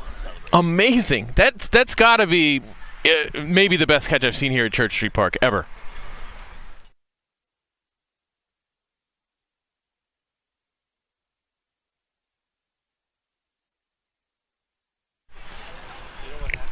Yeah, and it was Hamilton, like you mentioned. And here's an interesting move. Rishi Dhawan has come in with the bat to replace Mukhtar Ahmed. So another one of the acquisitions for the Royals being brought in and getting an opportunity to chance their arm early in their career with the men in gold. And it's remarkable how often we see unbelievable catches in minor league cricket. It is. You think about some of the absolute stunners we've seen. You think about what Tajinder Singh did in the Super 8 last year. You think about some of the stuff on the boundary we've seen out west in Seattle, even some of the stuff we've seen in the boundary out here. Yeah, we've seen some tremendous catches just here at Church Street Park. We've seen some incredible catches. I mean, we saw one Jaskar in the very first season. I remember him making a diving catch in the same area. In that same area, even thinking about just the opposite end of the field there, but you think about Abhiram Bolasetti in the first year making a similar type of catch out on the boundary. Yeah, incredible stuff. Incredible play. That was really amazing. And the relay catch, the actual catch, was tremendous too. Just the coordination all around. The awareness to get the ball over there, I think, is the big thing. There's one thing to throw it back into the ring, but the other thing is say, I have a fielder at cow corner. Let me try to see if I can get it to him. Just in time, too. Sacrificing his body to do it. Pace brought back on. We were wondering when the pace would come back in. It is going to be Taha Faruqi. And it's a big blow, I think, for the Royals in terms of Mukhtar Ahmed did start to look like he was turning through the gears, knew there was some intent that was needed, and he's the man that can provide that bit of extra intent. And not just the intent, but the awareness, and it seemed like he was trying to give Agni Chopra the strike against the right bowlers. Mm-hmm. There's something to be said for that. And you can see Chopra just goes and has a quick word with Rishi Dhawan, and we'll again see the ploy of Rishi Dhawan. What is he coming to do? Because again, plenty of batting to come, so you don't want to waste the balls. You don't want to just eat deliveries up. But we know throughout his T20 career how explosive he can be. Has a strike rate in T20s of 120 and an average of 30, so he can hit the boundary ball 450s throughout his T20 career.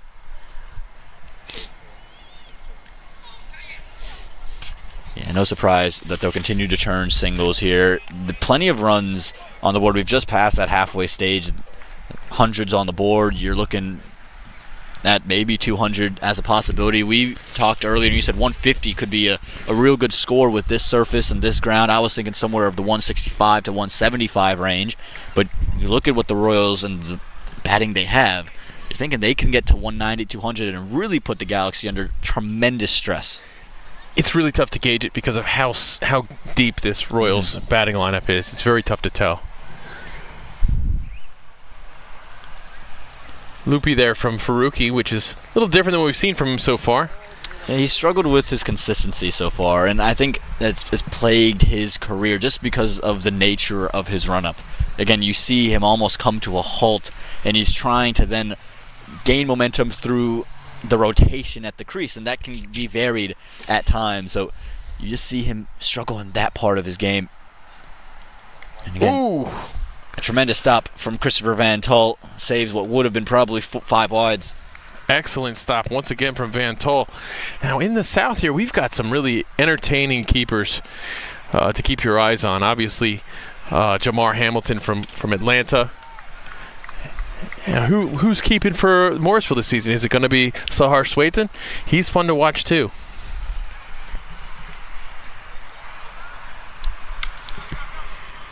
A lot of work to do at cover. Won't be able to get there. Picks up 4 runs, Agni Chopra. Really well played shot there. And Chopra seems to be finding himself.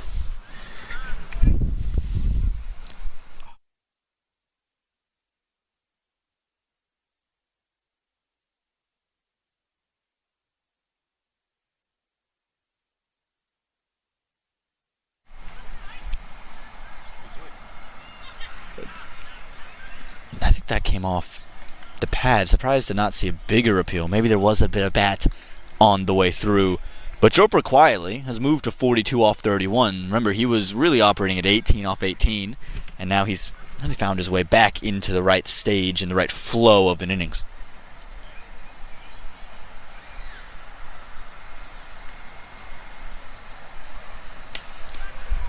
Fielder there, but we'll just have to watch it sail over the practice area here at Church Street Park. Chopra, he's in a real rhythm. 6 more. I believe that's his third 6 of the innings, is it not? Nice one there. He really hammered that one. You see off the bat, it looks so effortless, but that thing cleared the boundary by a good 8 meters.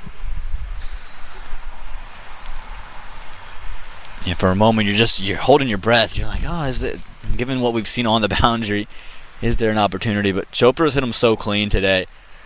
Again, he's not a big individual, doesn't have the stature of maybe a Mukhtar Ahmed does, but he does strike it quite cleanly and times the ball absolutely brilliantly. And Faruqi's struggles continue against the lefty. And again, you can just see him struggling with Chopra's movement, and that's the smart part about Chopra's game. Now he knows there's a touch of inexperience about Taha Faruqi, so now he's starting to move across the stump, starting to come closer to Faruqi, and Faruqi's just struggling to find a way to adjust. Wouldn't be surprised to see Chopra get real deep in his crease now. And giving a bit of width to close over number 12, and the Royals, after the wicket, don't halt in the runs. 117 for 2.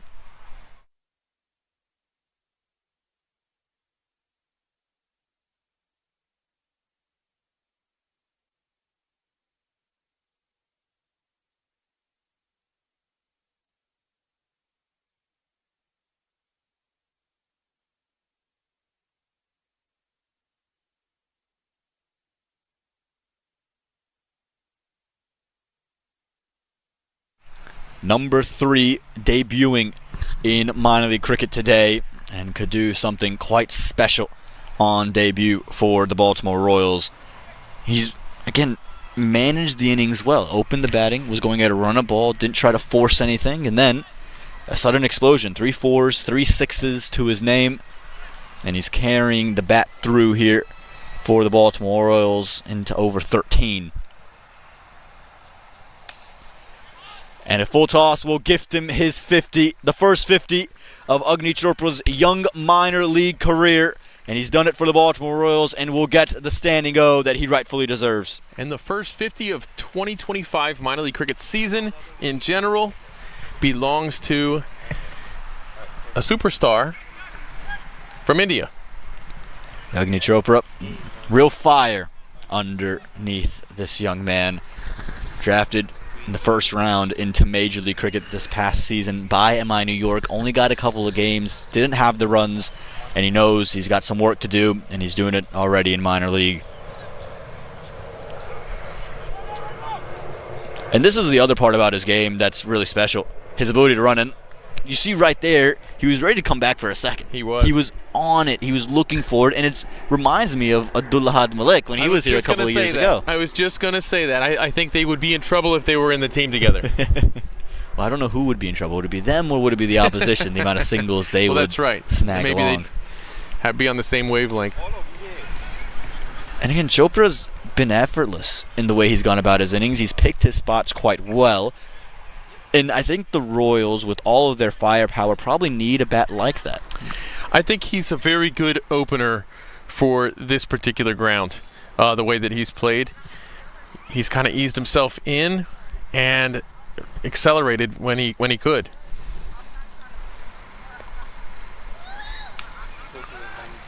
And Chanderpaul continuing with the changes of pace. And again, this is where Chanderpaul, Malhotra, guys who typically aren't bowlers, they become valuable. They see the game, they read the game well, and they're able to just change pace,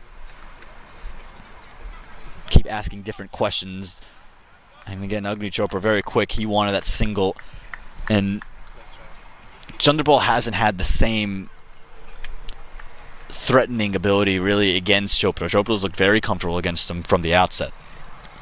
Yeah, it's bowling across the righty where Chanderpaul seems to have his speciality with the ball, with that arm angle that he takes versus the righty. Close of over 13, 121 for 2.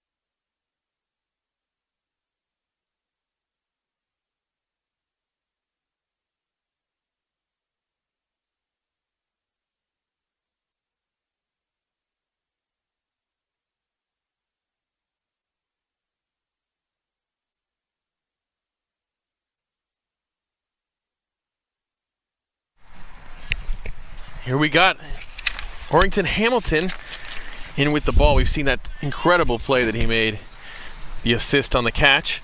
We saw some interesting bowling from him. I showed a lot of promise. He had struggled early with some wides, but then his action looked really, the movement of his delivery looked really well, really good. So we're about to see him bowling from the other end this time. And I actually like him with the field spread out. Again, he's not an exuberant mover, doesn't have an extravagant amount of swing, but he does get that little movement off the surface. And then what the open field allows for is just that extra bit of protection when there's those miscues off the inside half of the bat into the leg side. So I think this is a nice ploy from Dutch on the ball. Get a bit of pace, a different flavor, and maybe see if you can tempt Agni Chopra to try to do something rather extra special. Yeah, you could see his wrist cock as he prepares to release the ball. Very aggressively holds the ball right there. Boom. Oh! Nearly on cue. Oh, he's taking it. He took it. He's taking it, and it's brilliant. What a grab there by Faruqi. Excellent stuff. Wow, we've seen some stellar defense here, some stellar fielding from Orlando. Boy, they really earned their flowers today. Look at this. What a great play. Great catch. The effort has been there with them. I liked their effort at the end of the last season as well, but today they've really been fantastic. This is great to see. Everybody, you got to come out to Church Street Park and watch this in person. Wicket goes, and it is Agni Chopra, 50 and out, 122 for 3.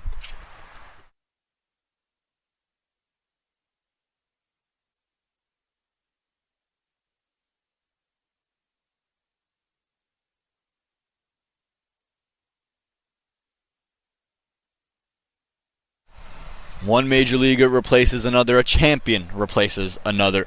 Gunwarjit Singh, like we predicted, lefty goes out, lefty comes in. And we know Gunwarjit Singh can turn it on. Remember, it was an innings here at Church Street Park that felt like the breakthrough for him. Was left out of the team in early parts of last season. Then through injury, given a chance to open. Scores 90 in his first at bat for the Royals in 2024. And then straight into Major League Cricket from there. You can see him wearing the MI New York helmet and gloves. But yeah, he was fantastic that day. He really showed the depth of this squad. But now here's where the things get really interesting for the Galaxy. They struggled with taking wickets last season. They just didn't take them in the middle overs. Now you've taken 2 in quick succession, and now there's 2 new batters in the middle. They've got to restart. And that depth that we talked about is starting to shrink for the Royals. Can the Galaxy keep them under 170? I still think it'll be quite the effort to keep them much under 200. You see another excellent opportunity there for Van Tul, who is just basically an acrobat. He's Mr. SportsCenter Top 10. He's been fun. He's been a lot of fun to watch. And I'd love to see if we maybe can crack a top 10 list. We saw Hassan Khan crack the top 10 just last week with a ridiculous diving catch running backwards at point, and he ended up at the boundary rope.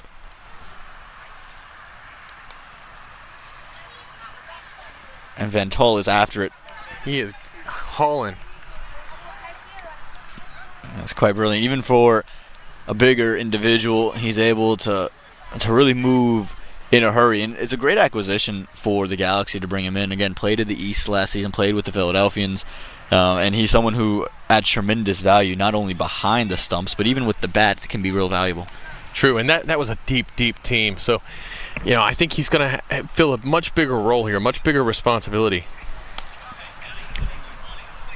Excellent return for Hamilton in his second over. Just gives up a double there to close, and that'll be 5 runs to close over number 14, 126 for 3.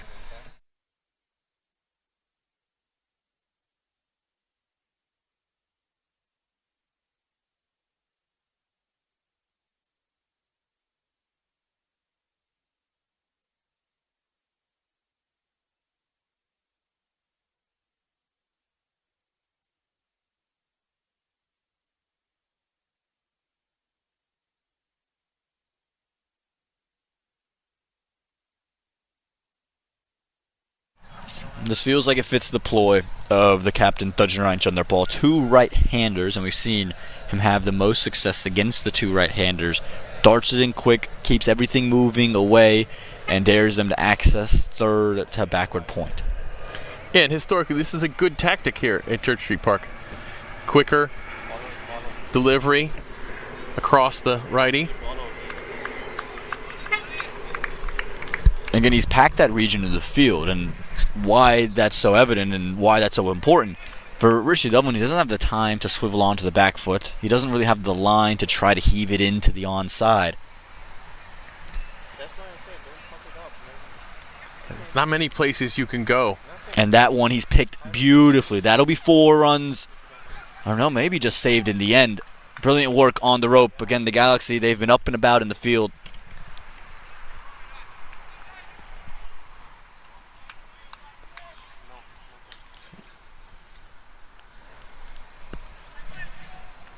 Gunarjit Singh, the left-hander. This will be, again, where we'll see Chunderball have to mix his game up. Only managed a single on that. Rather surprising. I think they both thought it had gone for 4. And interestingly enough, a bit of drift out of the hand, a bit of movement from Chunderball there. So again, credit to the pitch, but also credit to the conditions of the day. A little bit cooler. It did move in. This could be close. Could be very close. And given Gunarjit Singh thought he moved enough across his stump, so I think this might have hit right in front of off stump.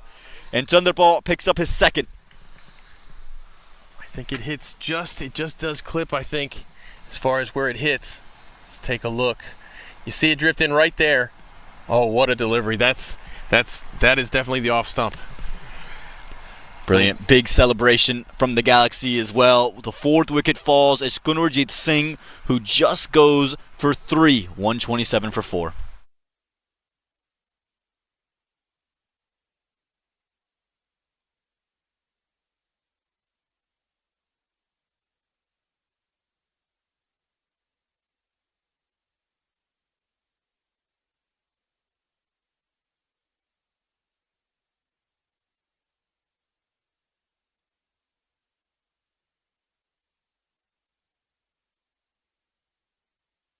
The arm ball is so effective. It's such an effective delivery. You'll see it drift in, and you typically, with an off spinner, when you see it drift in, it's going to turn away, and not the arm ball. It stays on the same line, and it goes onto the off stump there.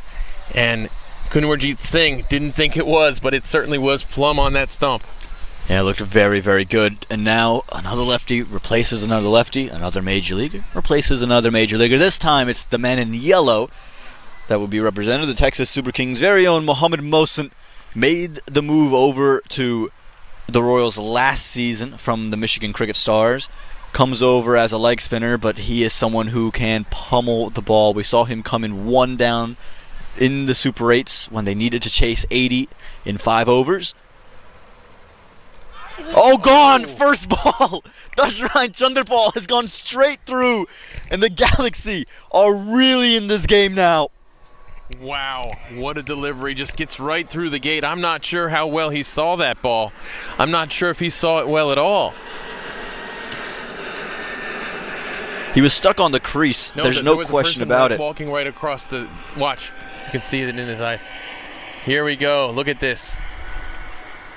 Oh, what a delivery. What a delivery. It looked like he did not see that. Yeah, again, just stuck on the crease. Just kept coming back in.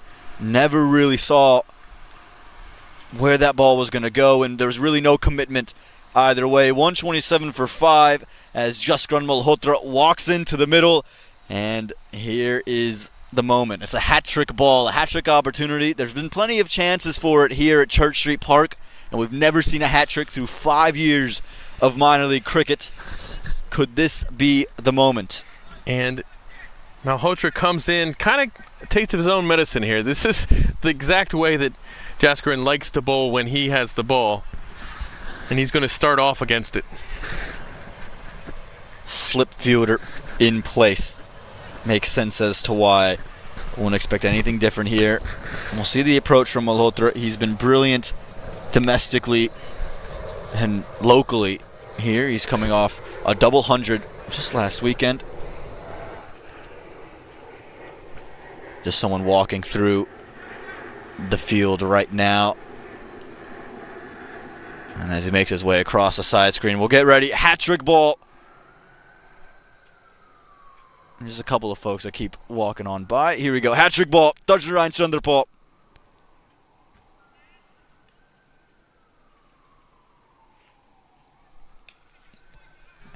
And guided nicely from Jaskran Malhotra. He kept it out there. Close of over 15. It's 127 for 5. Sorry.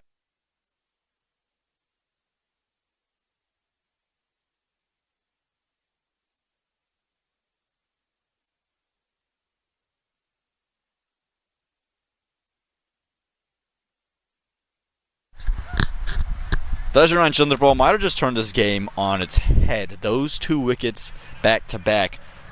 It's 2 of the more explosive left-handers in all of minor league cricket, both major leaguers.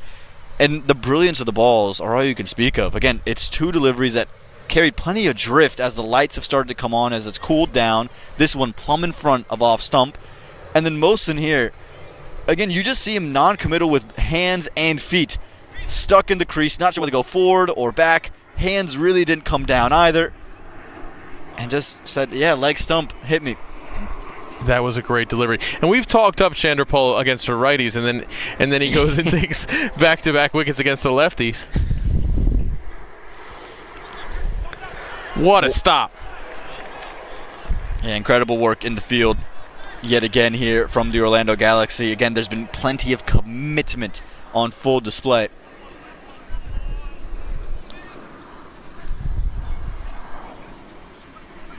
Excellent stuff in the field. Continues for Orlando. They are really in this game right now.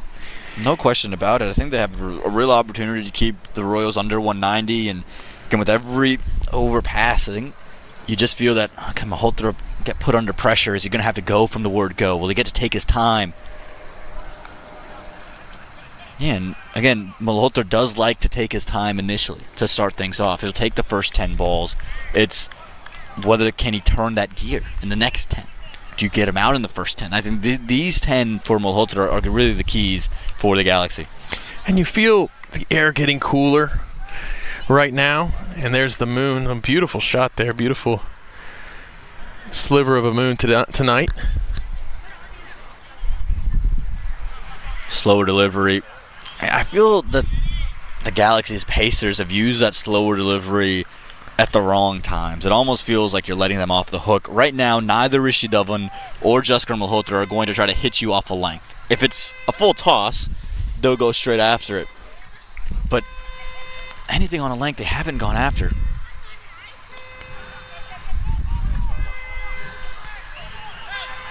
The running has really halted as well. Rishi Dhawan was never interested in a second run. And we have... Oh, there we go. The alarm's off. Happens every once in a while. Just got to figure out whose car it is, and then they're able to get going. You know, there's plenty of foot traffic here at Church Street Park. That's why we love it. Yeah, a little tame over here, and Hamilton won't mind this. You give up 6 at this point, and you get to the 16th over, under 140, and you're in a really good position for the Galaxy. You don't want to be chasing a 180. No, you don't. And this is what a wicket will do in a game like this, at ground like this. It will slow down the innings.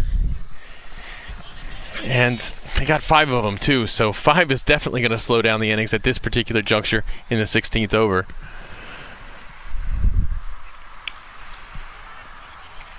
And great stop. Just 6 singles in the over. Close of 16, 133 for 5.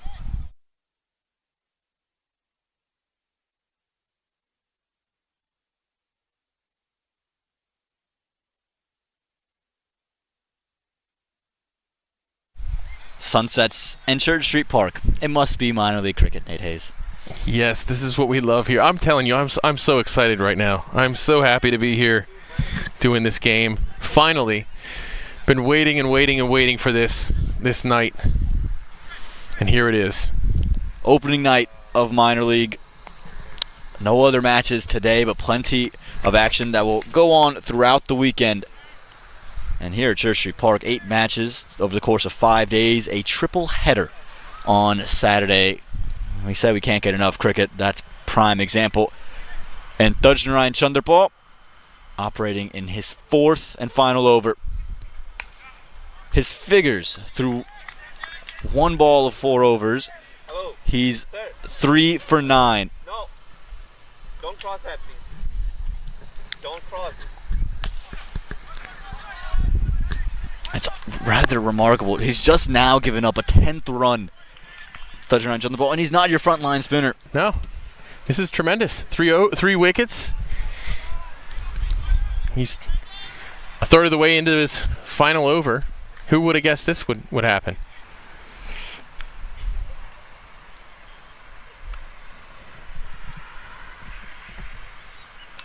And it's the batters he's done it against. Remember, he's taken the wickets of Mukhtar Ahmed, Kunwarjit Singh, and Mohammad Mohsin, and he's dealt with Agni Chopra. He's dealt with Mukhtar Ahmed. Like, he's dealt with an unbelievable amount of batting talent, and yet he's still able to produce this economical of a spell. Yeah, it's something else. It's something special. And we haven't seen him bat yet, and that's his specialty.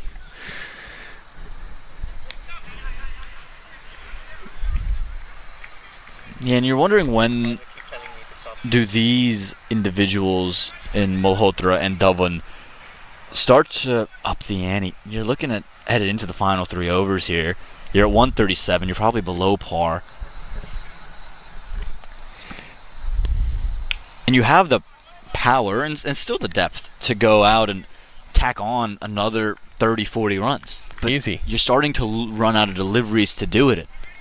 Yeah, this is quite a surprising outcome. The underdog here is definitely Orlando, and they've really held their own. This is maybe the best I've seen them play in the field ever. Oh, that is exceptional from Rishi Dhawan. Incredibly innovative, and picks up 4 runs. Exactly what Baltimore needs right now to close out the over.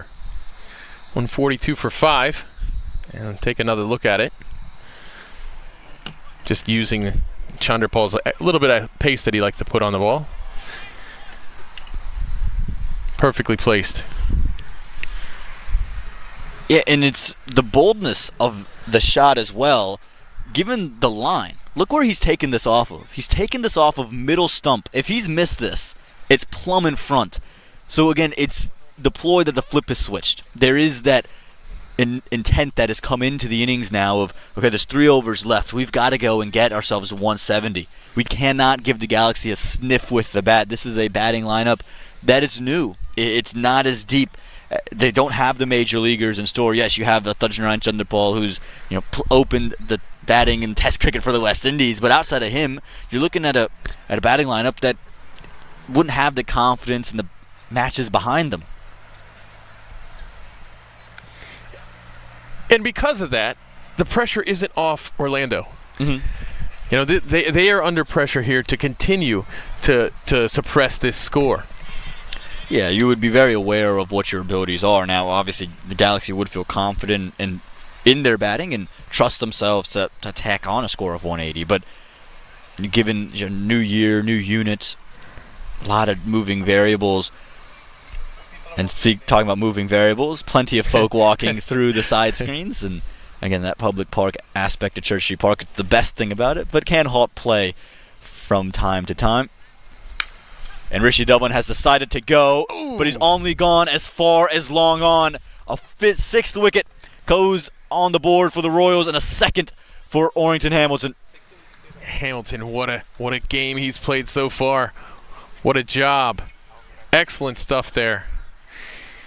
Expertly caught at the boundary. And I'll tell you, though they've changed a lot of faces in this squad, their fielding looks really solid. And this is what we talked about with Hamilton. A bit of movement inward. It's come off the inner half of the bat, hasn't middled it, Dhawan, and he's picked out the man. This is why Hamilton bowling in this period of the game works brilliant. Dhawan departs for just 16. It's 143 for 6.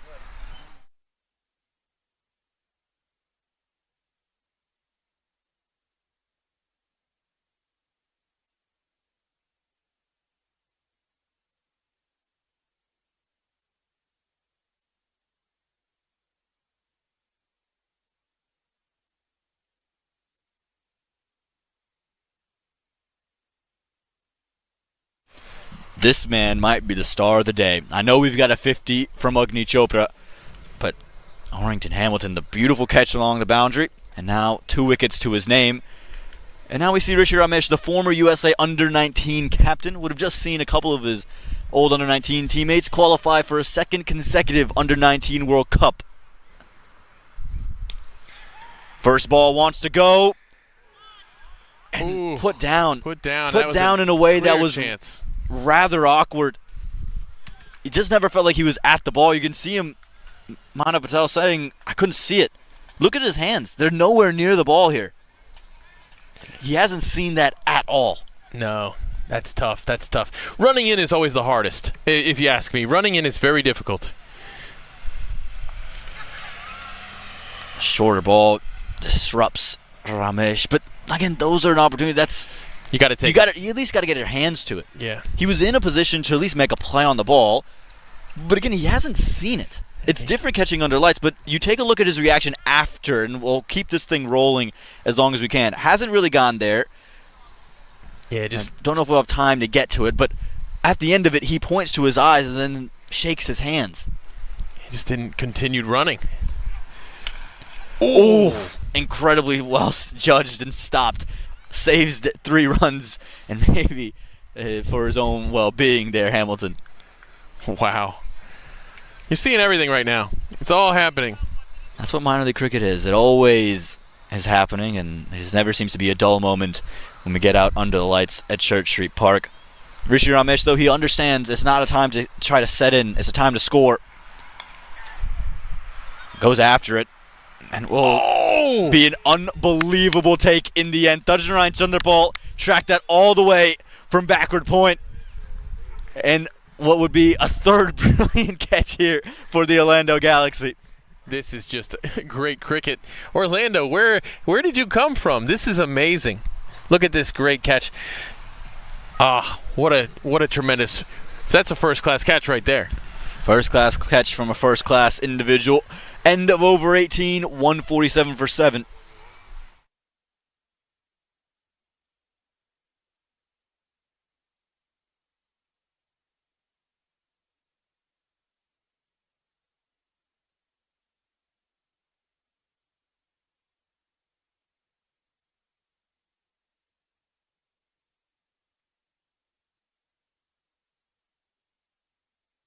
Adil Bhatti, one of the acquisitions for the Baltimore Royals, batting at number 9. That's low for Adil Bhatti. It's crazy. That's how deep this squad is. I mean, Rishi Ramesh, it's a shame that his innings is over so quickly, but we know how bold he is. We know how confident he is in himself, and he's going to go right from the start, and he did. And it didn't work out today, but Adil Bhatti behind you is pretty fantastic stuff. And what I would love to see now is Jaskar Malhotra start to have this conversation with his batters. Say, look, if it's there to hit, go and hit it. Short or wide, do your thing. But don't try to force every ball to the boundary. He needs to take the onus now. He's too good of a bat to just be walking through singles, and he knows that. We can see him start to think, okay, I've played my 9 balls. I've got to score boundaries. We've got 2 overs left. We have a spinner bowling in the death. You have to take advantage of Shoaib Syed here. Yeah, you have to. You need runs right now. 12 deliveries left to go. You got to think they want to get to 170 plus.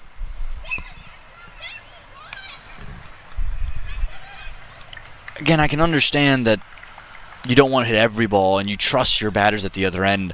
I just feel Malhotra has maybe been too conservative. He's been sent at number 5. He's been sent in to really hit the ball.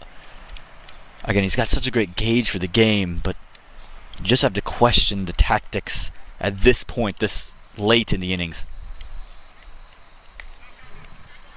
And the argument would be, okay, yeah, Bhatti can still score, understandable, but at this point, you try to score boundaries. If you get out, now Bhatti can switch into the mode, and he still has a wicket.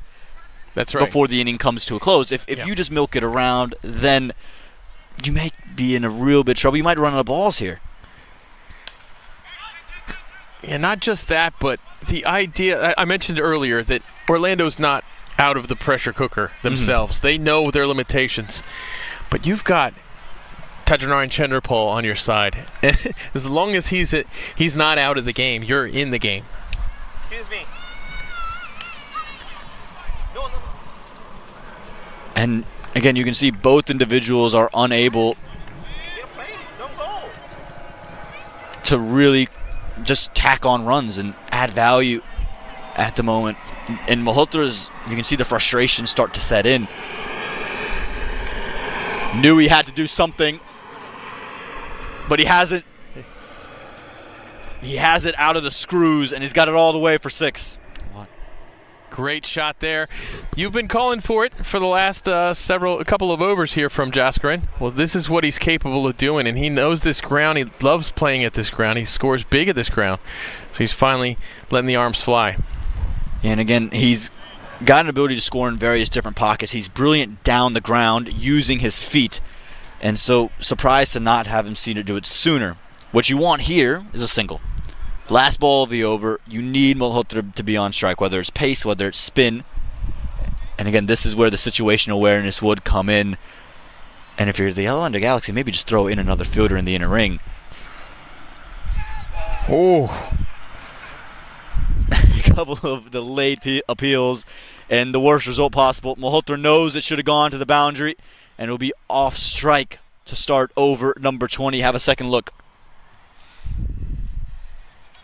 Looks like he just played it onto himself a little bit there. Or Impact was outside leg as well. Oh, there you go. Even if there is no bat chance involved. But Malhotra knows that's one that should have been cleared, and he has the ability to do it. We've seen him do it in Major League Cricket. Year 1 with the LA Knight Riders. We've seen him do it in minor league cricket, whether it's part of a Morsel team, whether it's part of a Baltimore team. Yep, yeah. Well, out of body on strike. When you're 7 down for the first ball of the last over, there are many worse situations to be in if you're Baltimore. Yeah, no question about it. He'll have to do it against Hardik Desai. His typical involvement is up top of the order, but we saw the slower ones come out. We know he has that gear. I think if you're Adil Bhatti, you can almost sit on a slower one coming, maybe the first ball, maybe the second ball of the over here from Hardik Desai. Pumped. Absolutely pumped from Adil Bhatti. Wow, I said it, didn't I? There are worse things to happen than Adil Bhatti being on strike for your first ball of the last over. You know they've got their sights set on 170 plus. Maybe now they've got their sights set on 175. And you just saw him latch onto this early. That's the length that he likes to operate in. And try to get that wide Yorker. And Van Tol doesn't give Malhotra the opportunity to scamper on through for 1.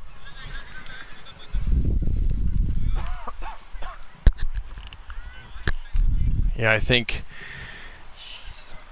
Bhati's happy to keep the strike after that 6 and then the wide here.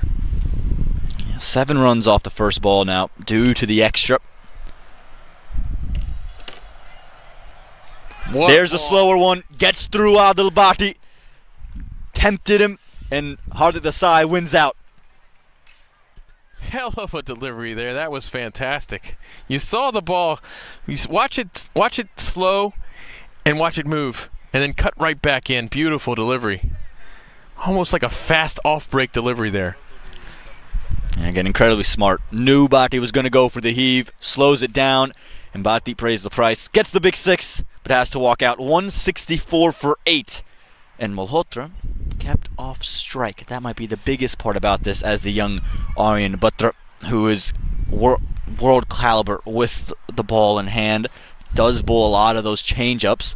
With the bat, he's shown improvement over the last year, but a tall order. The order would be, get your single, and this is where I would love to see a Thajnaran Chandrapal say, hey, long on, come inside, or long off, come in. Let's bring cover in. You know, let's dare him to clear us over the top and then get your single that way. Yeah, it would be. Yeah, dare him. This is the number 10 batter.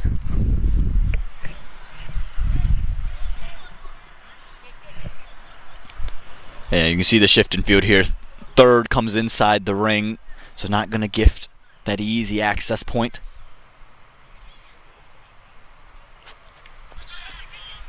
Dropped. It was simple. It was right to Hamilton. He took a specky, and he's put down the easy one, and maybe more importantly, He's gotten Malhotra on strike. Tough drop there. It looks like, if you see the position of the fielder here, he's right in line with the batter and the lights. That's no excuse. You got to take that catch. He got there. He got to it, so he saw it. But tough luck. Stays inside. A look to Vijay Mallela, who is stood like a statue. Wow. That is a close one. Let's take a look again. You see Malhotra, his footwork, he's still just inside the line. It sure is. Very experienced Vijay Mallela over the course of Major League. Done a lot of the pathway events, the League 2 events, an associate game, and he's gathered so much experience and is, again, continuously grown. So not only the players growing, but the umpires gaining valuable experience with each and every rendition. That time the arms will go up. Went to the well again there. Didn't quite pull off the Stephen Wigg back-to-back wide line deliveries. And this is a little bit of a game that's going back and forth. Just in these couple of deliveries, you can feel pressure first on Malhotra. Now it feels pressure's back onto the side. Yes, please. Yes, please. Yes, please. Straight 6. And that's Malhotra at his best. Fantastic. You see the bowler here running in closer to the stumps, and I think you see a sigh of relief from Jasker Malhotra when he sees that, because he knows he's going to have a chance to wail on it. Straight as an arrow in the hitting arc. Missed the Yorker, and you pay the price. Final delivery of the innings.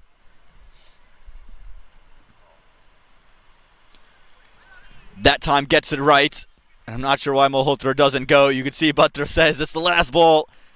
We're not worried about averages, but it will be a dot to close. The Galaxy, they fought well, but the Royals, I think they'll be pleased with the total on the board. 172 for 8. Nate, what do you reckon? Was this great? I think it's been a great innings. I think it's been a fantastic innings for your first innings of minor league cricket. This is a team that's fully capable of ripping off 220 runs here at Church Street Park. And Orlando has played maybe their best innings that we've ever seen them play here at this ground. No question about it.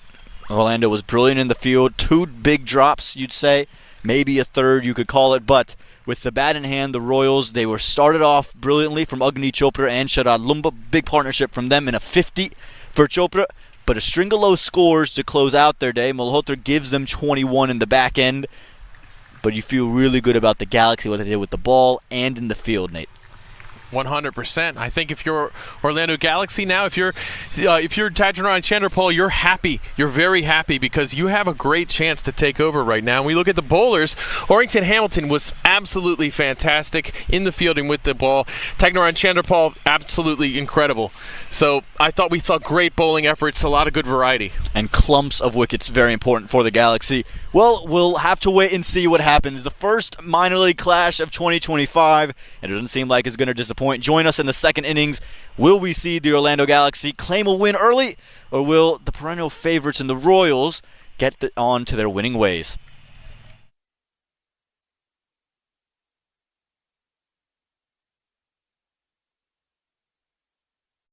You're watching the 2024 Minor League Cricket Championship presented by Yash Technologies.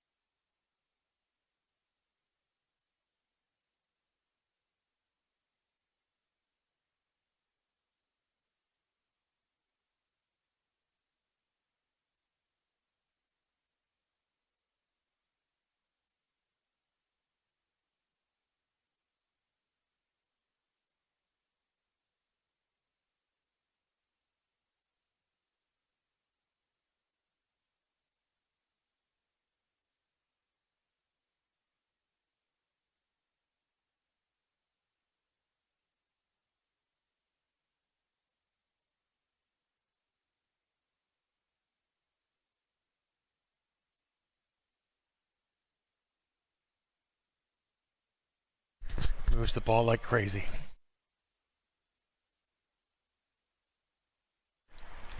Under the lights at Church Street Park, what could be better than this? And the Baltimore Royals, I don't know if they would have expected, having come into the day, really needing a really strong start with the ball. Would have thought they kind of could have cruised through this game given the previous history of both sides. But now you bring in the fact that a score of 173 isn't anything to write home about, and you add in the do factor. Historically, you take away 10 runs to a total. So we'll see what this brings for the Baltimore Royals and the Orlando Galaxy. Changes for both teams in terms of their openers. Adil Labati will come in with the ball in hand. Again, he's been with the New Jersey Somerset Cavaliers in their finals run 2 years ago and last year, and their run back to the Super 8s. Dajnaran Chanderpaul, he'll come and open the batting here for the Orlando Galaxy. Again, he was an acquisition from the Fort Lauderdale Lions, the third leading run scorer in all the South last season. And Christopher Van Tol with him. And runs immediately as it's pummeled by Van Tol. We see that movement from out of body, the ball swinging away. But Van Tol has quite a reach, and I think he loves to be out there at the extent of that reach because he pummeled that. Again, Van Tol isn't someone who has a prolonged amount of footwork. He's not someone who is going to really lead with his front foot. He's a very handsy cricketer, but when he's given the width, he can really take advantage, and that's why you see him operating up top in the power play, trying to take advantage of the two fielders inside the ring. And with his frame and his reach, he's so difficult to bowl to. And can almost negate the swing out of the game, isn't it? For Bhatti, who's looking to pitch it up, looking to swing it, with his arms, you almost are forced to go to the back of the length delivery. Which is what Otto Body did there. Answered with exactly that, to crouch him for space. Take away some space there. Good answer from Otto Body. But he is a swing specialist. He does swing the ball like crazy. We saw him perform quite well for New Jersey Somerset Cavaliers a couple seasons ago in the Super 8. And plenty of movement. The air is really cool. It almost feels like a late fall day. You might have needed to bring a jacket. I wouldn't have thought of that earlier in the week, but it's really cooled down, and you expect there to be continuous movement even under these lights. Yeah, I did leave my sweater at home today. I had it sitting there on the chair ready to carry in the car with me, but I left it at home.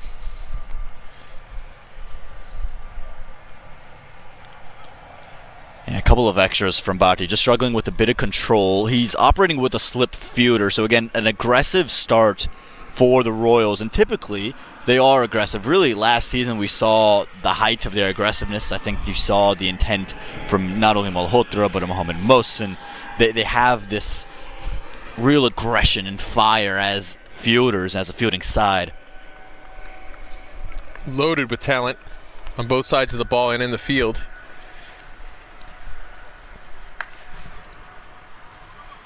Beats the man inside the ring. Lead a couple of runs there.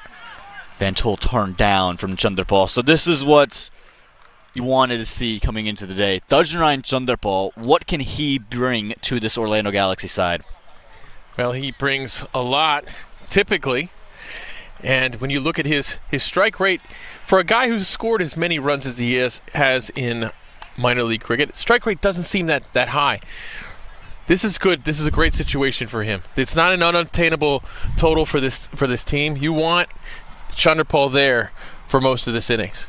It has an average of 44 last season and a strike rate last season of 117. Again, there were times where it felt that those innings were inconsequential, and that's not where you want to be, and Chanderpaul knows that.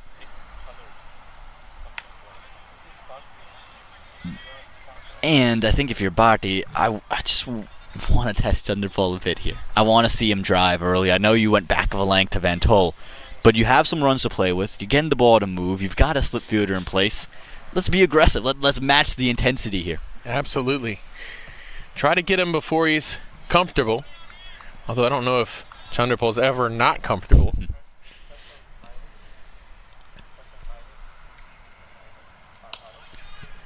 Away. Just away from mid-wicket as he clips it all the way for 4. That is an impressive shot right there. Excellent stuff to place that where he did on this ball. And if you're Adil Bhatti, I don't think that's something to overreact about. The ball was just on the wrong line. It just ended up on leg stump. They've taken the slip fielder out. I think that might just be a mistake. Again, that's not a line that you're really thinking, okay, we're going to capture wickets on. You want that ball to be on off stump. If he plays that off stump, it's a different story. He's not going to get it that powerfully struck. Fielder. Easily done in the end. A point to the sky from Kunurjeet Singh, but the dangerous Chanderpaul departs after just one boundary. Unbelievable stuff here. This goes to show Adil Bhatti's got a lot of experience. Crams him there a little bit back a length, and he skies it to the fielder. Fielder barely had to move to catch that ball. Close of over number 1, and it's all ones on the board. Nearly a full Nelson. 11 for 1.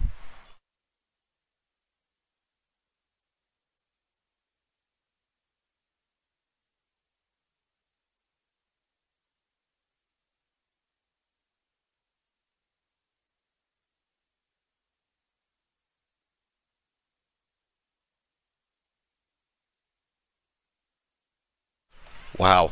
What a close to the over. Not the start you needed if you're the Galaxy. 2 boundaries from the over. You got to 11 runs. Thinking, wow, we're in cruise control here. And there was an opportunity to take a real page, I think, out of the playbook of the Royals. We went through their first 3 overs. They were 19 for none. Mm-hmm. And you're thinking, man, you're behind schedule. You got to 11. You got over half their runs in the first over.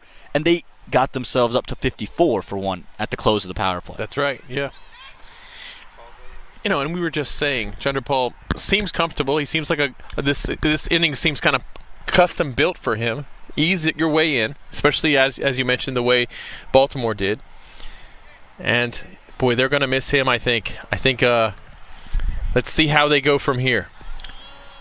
And Mario King joins Christopher Van Tull in the middle, and you look at Rishi Dhawan. It'll be his first time in goal as well. So a brand new opening pair. I thought coming into the tournament that you look at the Royals and their biggest pressure points to me was the pace bowling department.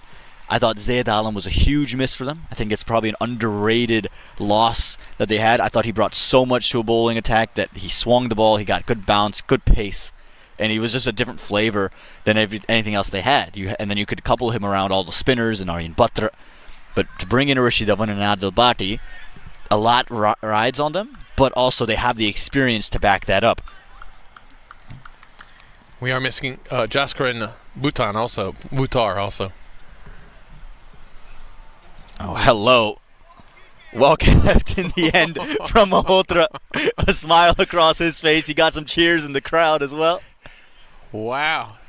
That was... you can only describe that as glitchy. The delivery and then Jaskaran warping over to stop it. That looked like a badly designed video game. That might be my favorite phrase you ever said. Glitchy. We gotta throw that in more and more of these. You can see Dhawan maybe just wiping down the turf a bit. I think he just got stuck on the hand, to be honest with you. But yeah, Malhotra does an exceptional job there. He's really valued his keeping as of late. Take a look. Watch this warp. No, that is incredible. Then he slides. This is a glitchy video game. That's what that is. We are in the Matrix, man. Red pill or blue pill? That's the only question. Oh my gosh, the good one, whichever that one is. Well bowled. What a ball. That's the area for Dhawan. Again, carries so much experience, doesn't he? Has a vast T20 career that spans different countries. And again, he's played in the USA, but he's made his mark up in India. He's been a part of the IPL franchises and was part of the Cayman Islands League just a couple of months ago. So big acquisition for the Royals to bring in.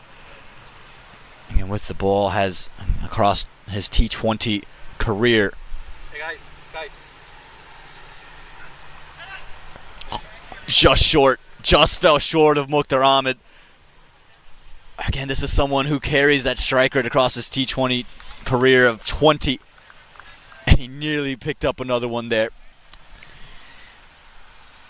Well, we have seen a lot of great fielding from Mukhtar Ahmed in Major League Cricket. He took one of the best catches of the season, if you ask me, at the boundary for Washington. So maybe we almost saw a stunner from him there. Yeah, again, there's no better man you want stationed in the slip than Mukhtar Ahmed. He's really the wide first, second slip. The Royals, what they never lack is intensity in the field, and I think they might be even on a better front this season. The major leaguers they've added, and just you can see they feel like they're moving a bit better. I think at times you can see them get a bit lackadaisical, a bit lost in the mantra and the method of the game. You just think you have a good bit of youth on this team and a lot of high-quality professional cricketers. Yeah, they move quite well.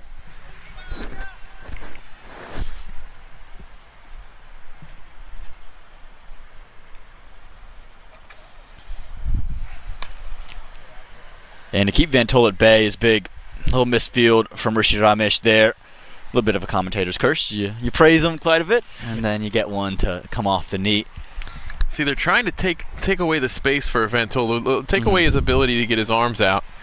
You've seen that with a very, very full delivery there. We've seen it with the back-of-length delivery before. Pretty good tactic. I think, he does kind of negate that swinging ball away, the outswinger, with his tremendous ability to reach that ball. Yeah, but also where he can be in the most bit of trouble. You get it on a length and you just get him chasing, right? Often, Virat Kohli, when he was playing, and how many times in Test cricket, or even Tasar Netravalkar, chasing with the hands. That's where you want to target Christopher Van Tol. Oh, brilliantly flicked. First ball, first six for Romario King. Beautiful. Absolutely. So Romario King, we saw some great flashes from him last season. Very exciting player. He's going to have to play a big role in this innings, but excellent job flicking that for six. It was just a turn of the hips, it felt. Didn't really throw his hands through the line of the ball. It was just him almost, when you feel Swiveling. like a swiveling. Yeah, when you feel quarterbacks, they kind of launch their hips through the ball in the NFL. It just felt like that coming through for Romario King. Like a fast-pitch softball player, almost. That time a wide, just trying to pull his length back, Rishi Dhawan. I wouldn't be discouraged by that six if I'm Dhawan. All right, yeah, you hit me, but it started on leg stump, it ended on leg stump, and you took advantage of it. Good on you. But keep hitting my swinging ball. Hit it through cover.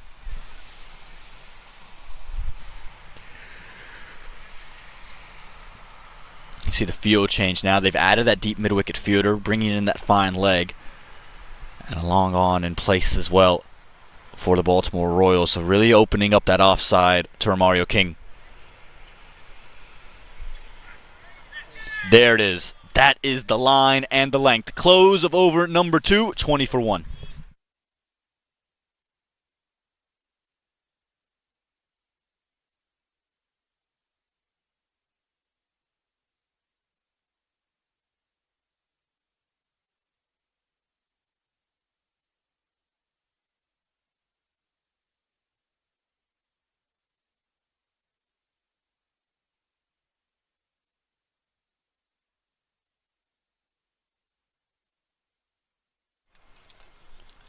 If you're the Orlando Galaxy, you're not out of this game. Not in the slightest. But this is a great early test. Hey there, my man in the sweatshirt. I'm jealous that you got a sweatshirt on, but that's a nice camera you got there. Interested to see what he's using that for. Is that a game film? Or is he just going to show some folks back home, hey, we've got minor league cricket going on. Join us. A shot and a half. A bit uppish, a bit off the outside edge, but Van Tol takes advantage of the width. Yeah, short, wide, asked to be hit, and Van Tol was never going to miss on this. Again, Bhatti just struggling with where to bowl to Van Tol. It's the length, it's the reach, it's the height. You don't feel like you can really pitch it up and get it to swing. So you're forced to back of the length, and you give him that kind of width, and he's never going to miss out. Such an addition. We saw him do this in the East all last season. Yeah, we saw some real flashes from him for that Philadelphia squad. Like I said, didn't have to do a whole lot of heavy lifting with that team. He's going to have to do it here, but he shows an awful lot of promise. Just a strong, athletic wicketkeeper batsman. We saw some tremendous keeping from him too. I'm stoked to have him here in the South. Between the legs, one-handed hit off his keeping. I'm so excited. That was just day one. And with the bat, he's already provided some fireworks. And he's continuing to try to do it. But there it is from Bhatti. Again, I think there is a bit of bravery and boldness that will have to come into Bhatti's game here to continue to try to swing it and pitch it up and really dare Van Tull. Yeah, I think that was a great line. You don't want to go any wider than that for Van Tull. I think you want to ride that line just in between, threatening the stumps and moving away from the stumps.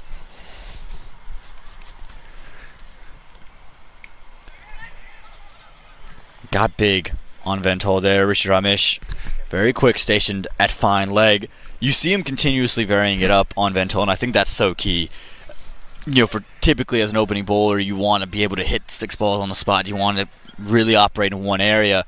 But when you see the way Van Tull bats, he doesn't give you the opportunity to do that. Once he knows your plan, he's after you. So credit to Bhatti, and he would have played a lot of Van Tull last season, both of them in the East. Yeah, true. Great point. Wicket's a little tougher to bat on in the East, historically. We'll see how it goes this season. You only expect improvements. But these are conditions that Adil does well in. Yeah, you spoke about the difficulty of the wickets in the East. To speak to it, just look at the strike rate of Christopher Van Tull's minor league career. Only at 104. And you talk about the big, brooding bat that he is, but he's also someone who can play with such maturity. We saw it for the Philadelphians. He was put into a lot of tough positions and forced to dig them out on tough East wickets. Slip in place. Straight up. Fielder claiming it. And Mohammad Mohsin doesn't make a meal of it, takes it in the end, and smiles all around for the Royals. You can't underestimate how difficult the high catch is, especially once it gets over the lights here at Church Street Park. Mohsin did a good job to get to it, but anytime your feet are still moving as much as they were there, anything can happen. You can see how high that ball went. You see him backing up, going kind of down a little bit of a slope. The ground is crowned a little bit. It's not easy. It's not easy to catch those. Holds on, and again, we saw some brilliant ones from the Galaxy, and now the Royals are showing that they can take their catches as well. 25 for 2 here in the third.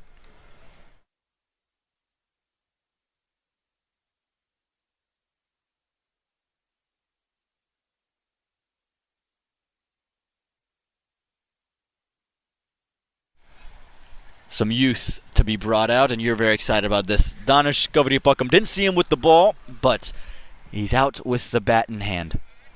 Yes. This is nice to see. Anytime you get a guy who was threatening the U19 squad in 2021, he was definitely in consideration for that.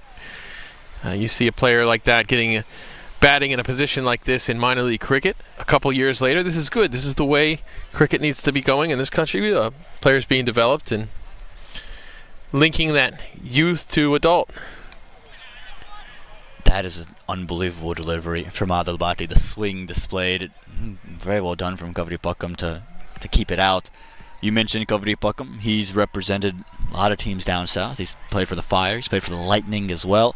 And, he's never really been given a consistent shake through a season, has he? And I think the Galaxy has said, look, we're going to give you opportunities. They did it last year. They're doing it this season with him now as well. An opportunity at number 4. And just prodding. Again, this is what Bhatti does. When he claims wickets, he just starts to create doubt in batters' minds. And he's claimed the first 2. It's 25 for 2 at the close of 3.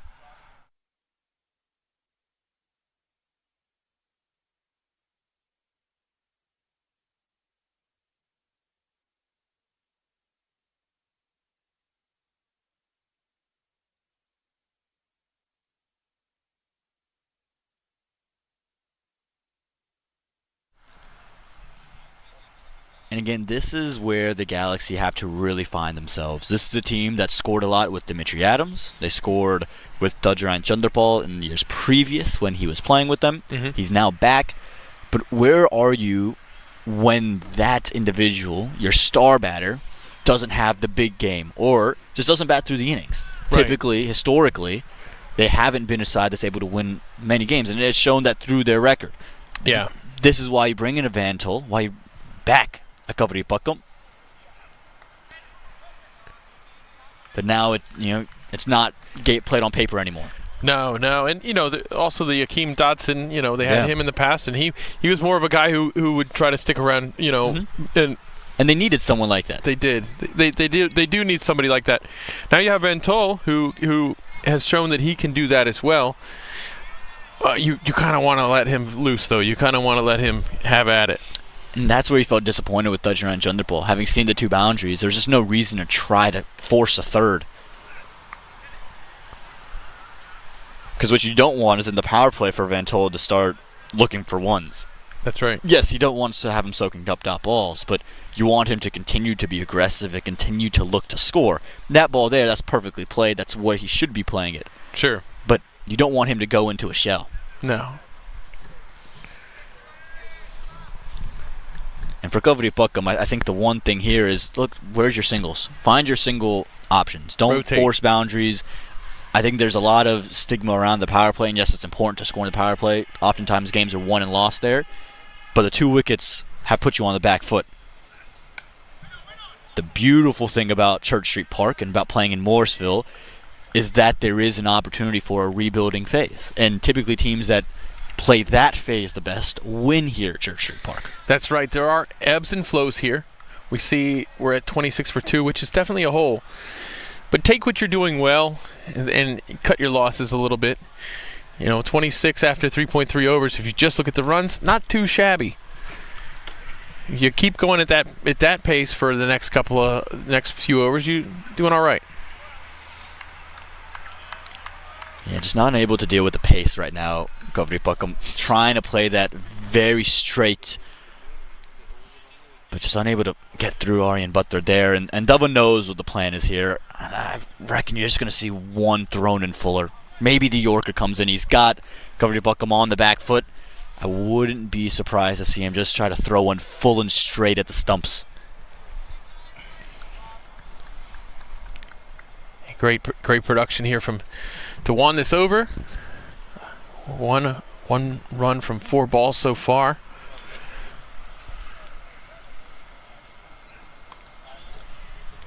Nicely clipped. Yeah, I was just seeing before that delivery if he was going to hold it cross seam. He initially held it cross seam and then changed it.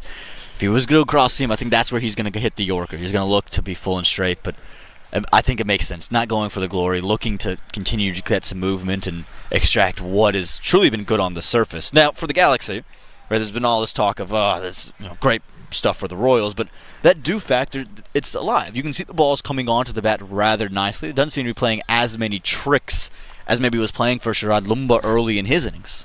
Yeah, that's true.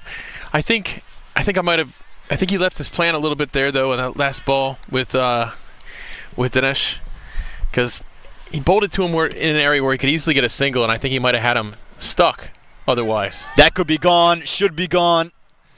Maybe didn't catch the edge on the way through either. Thought there was a little tickle, but no one seems interested but me. Close of over 4, 27 for 2.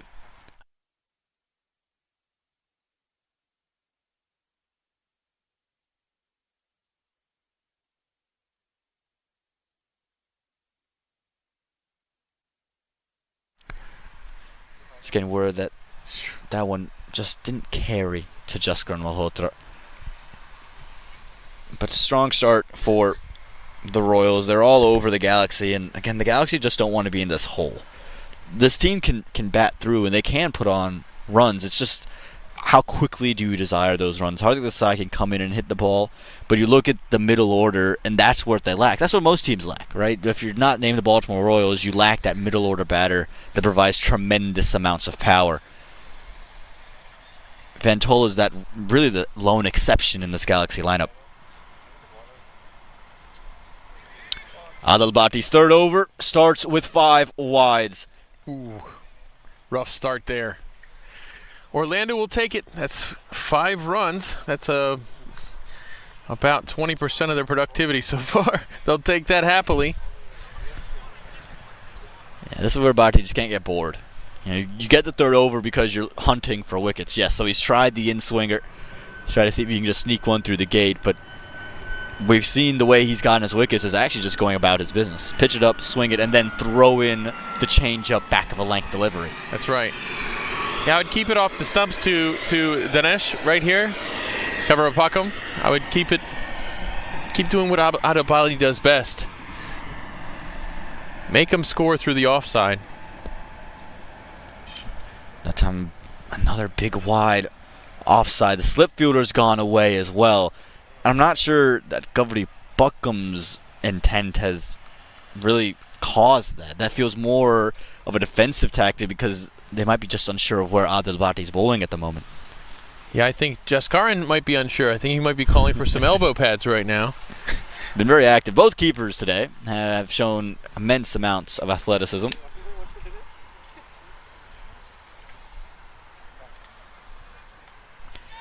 Cries of catch it, but might have just cleared the fielder. Yeah, we'll go all the way. And confirmation from the folks out in the deep. 6 runs to Dinesh Gavripakkam. It's a little too short there. Just swivels it. Swivels and fights it over there. That was a safe place to hit the ball. Yeah, I knew with Adalbati's pace, just as soon as it got over fine leg, that it was always going to land safely. Whether it was going to be 4 or 6 was the only question. Again, Barty's had success on that delivery, but it's after you get the batter prodding forward. Right now, Gavripakkam is very set on the back foot.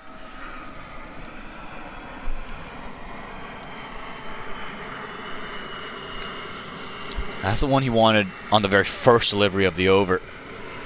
But this is what you can't allow. Things to just continue to move forward. This is an expensive outing so far for Adalbati. 29 of these 40 runs have come from his 2.2 overs. Very, very unusual. Yeah, no question. Again, he'll take it because the trade-off has been the wickets, but and you're bowling in the power play. Vantola's gone after him. The ball's hit the one boundary, and again, because he's taken the 2 wickets, he's probably given a little bit of grace. Yeah, you can just see he's rushing on to Vantola. Vantola doesn't feel comfortable when it's coming back into him. So clear ploy to just jam the room. Yeah, I think that he's bowling quite well to him. His tactics have been really, really good to Vantola. But you can see in this over here, the shape of this power play looks quite different. They have gone to that 41 that you mentioned. That's where you kind of wanted teams to be for the loss of 1 wicket. So the runs are there for the Galaxy. They've been able to find their way in that column. It's the second column that would be the concern. You lose Chanderpaul. You lose Romario King. You still have a Preston Clark to come, a Hardik Desai to come. Even a Shoaib Syed can throw the bat around, but how much can you rely on those individuals? That's right. Yeah, I think with 8 balls left, you get another 9 runs in this power play, 50 for 2. You have to be happy with that recovery if you're Orlando.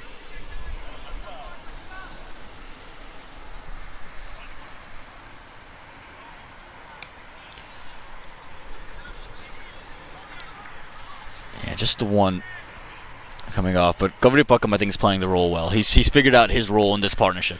Yeah, I still feel like they're letting him off the hook by bowling at him instead of off the stumps. We haven't really seen him be able to score to the offside yet to penetrate that field. But when they've come at the legs, he's managed to fend them off for singles quite well. Or the 6. Yeah, just needs to adjust the field here.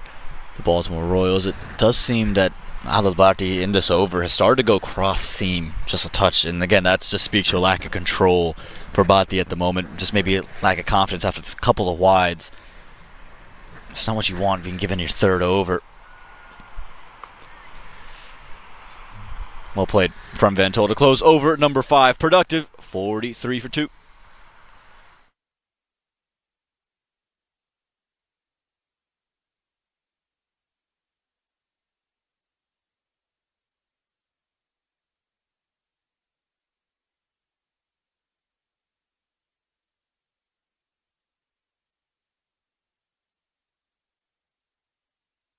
First bowling change. It won't be a third for Rishi Dhawan. It'll be to the major leaguer. The first time we've seen a major leaguer with the ball. Mohammad Mohsin comes in, widely regarded as maybe the best leg spinner in the entirety of the country. His stats would back that up across Major League Cricket. Didn't have quite the season he was after in year 3, but when it comes back to minor league, he's always effective, and he's been given the final over the power play. And certainly, when you look at this Baltimore squad, it stands out to you, the leg spin. Because you have Mohsin, you have Lada. Lada being the career leader for wickets, the co-career leader for wickets in minor league cricket history with 85. And obviously, Mohammad Mohsin, whom you said, rightly so, that is probably the best leggy in the country. This is a loaded squad as far as spin goes. No question. And you'll see Sharad Lumba chest his arm with the ball as well. Agni Chopra can bowl a bit of off spin if you need it. And maybe find someone else to keep, and Jaskar Malhotra can give you a couple of overs. So plenty of spin options. And straight away asking the question on the pad, starts him with the googly. Oof, what a delivery. Van Tol was stuck. There, just stapled there.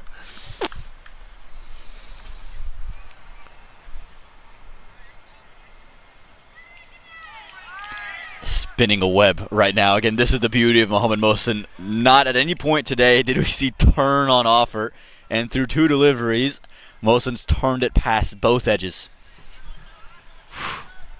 You can see Van Tol on the last 2 was kind of deep in his crease. Here as well. And it's smart for Mohsin as well, the length in which he's bowling, knowing Van Tol doesn't really commit on the front foot. Again, throws his hands down late. So he's going through quickly and is just trying to get the hands of Van Tol. And probably just not short enough to cut. And to maybe pursue a maiden here to close a power play would be so vital, as Ludda would come in from the other end, you'd expect. Yeah. Hesitant, reluctant to go on that front foot. And it's a bit of a gift. Too short, too wide, too easy for Christopher Van Tol. Definitely a gift there. I think if you're going to err right now, if you're Mohsin, you're going to err on the side of bowling too full to Van Tol, who seems intent on staying on that back foot. Yeah, remarkably, Mohammad Mohsin has only got 18 wickets across 18 minor league matches.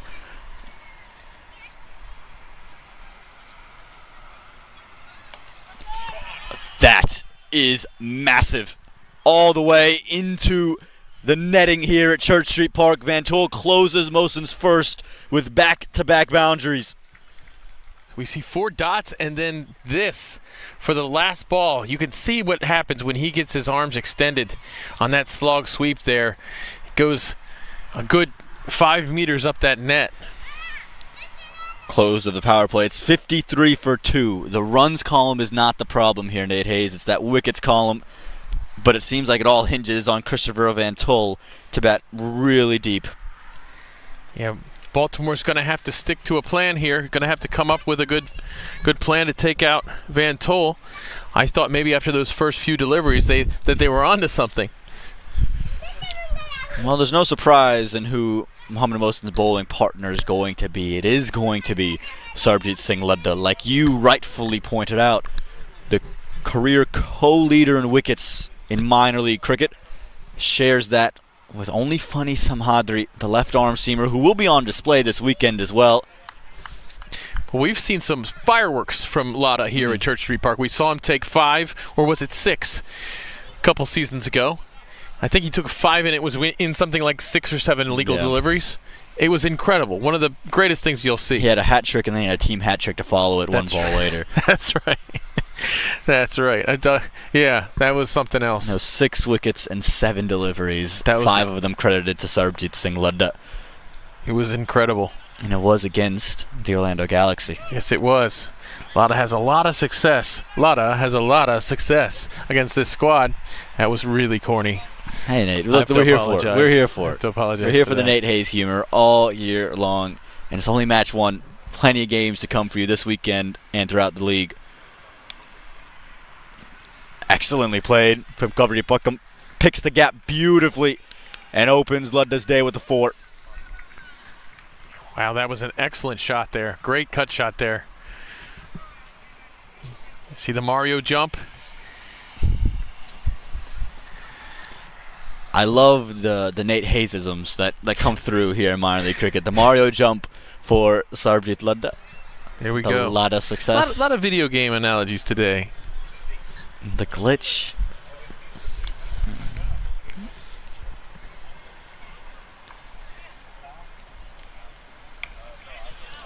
Yeah, better pace from Ladda. He is better, slower he goes through the air, isn't he? Especially at this level, I think you just create doubt in the batters. Gets a lot of turn, too. That ball turned quite a bit. Credit to Cover Up Packham for hanging in there, playing it late after the turn. And here's where you almost want to think he's going to slow it down, throw it on a length, and really say, hey, Christopher, try to sweep me to the bigger part of the ground out there at Cow Corner where he's packed the ring.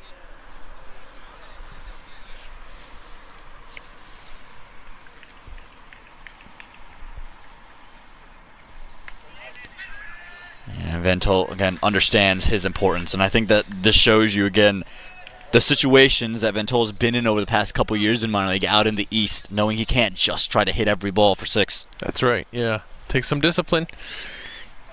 He's the man. He's the man right now.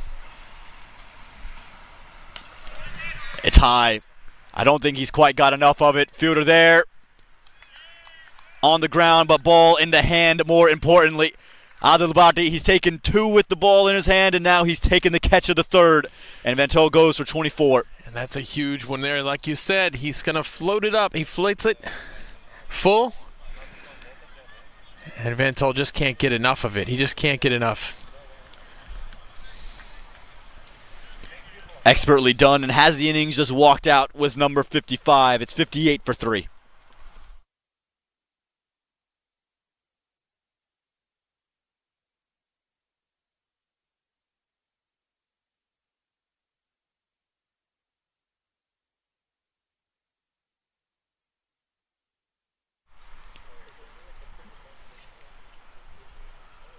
Yeah, it was a slow walk off the field, wasn't it, from Ventol? He was batting exceptionally well.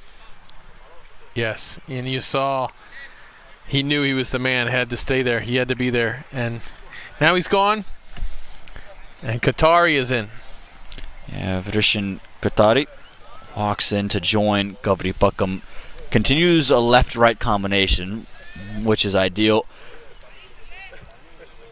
These are 2 young batters facing 2 of the best spinners in the country right now.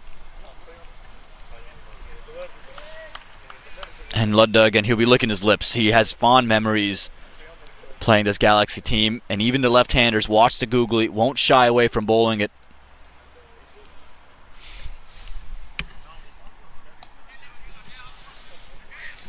Oh, and they will get a single. Waited on it. You can see now there's just, when Ladda gets the wicket, you see the infectious nature of it throughout the Royals field. Oh, yeah, like a Imran Tahir kind of. I think this is very, very critical here for Orlando to change strike. They got the lefty-righty going. I think you just have to take singles right now as often as you can. Just change strike.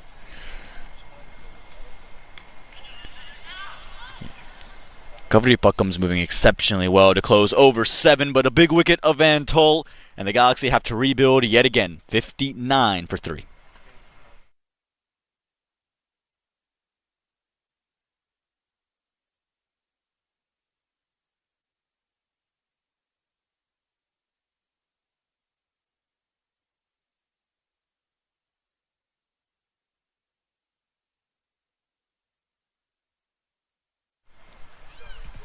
The weight of the first game of the season rests on young shoulders, untested shoulders at that. And again, they're going up against a team that is filled with folks who have filled Major League rosters. Mohamed Mohsen, current Major Leaguer. Sarabjit Ladda's played for MI New York. He's won a championship with MI New York. You had talked about Agni Chopra and Kunarjit Singh and Sharad Lumba. Jaskar Malhotra's played with LAKR. This team doesn't run out of Major Leaguers. Mukhtar Ahmed, a champion on the Washington Freedom. But Kavri Pakam looks in complete control and in place. Well done on the field in the end. He looks so confident playing that late cut shot, taking the ball almost right out of the keeper's gloves, just timing it very well and late. And this is where you have to anticipate Mohamed Mohsen coming in with a plan now. He's seeing you want to move back and across. This is where the googly starts to come in. Just slip it a bit fuller, a bit quicker. And as you move back, it strikes your front pad. We've seen him do it at the highest level. There it is. Quicker. That one was just the top spinner straight through. So many variations for Mohamed Mohsen. He's got great control too, I have to say. He's got excellent wrists.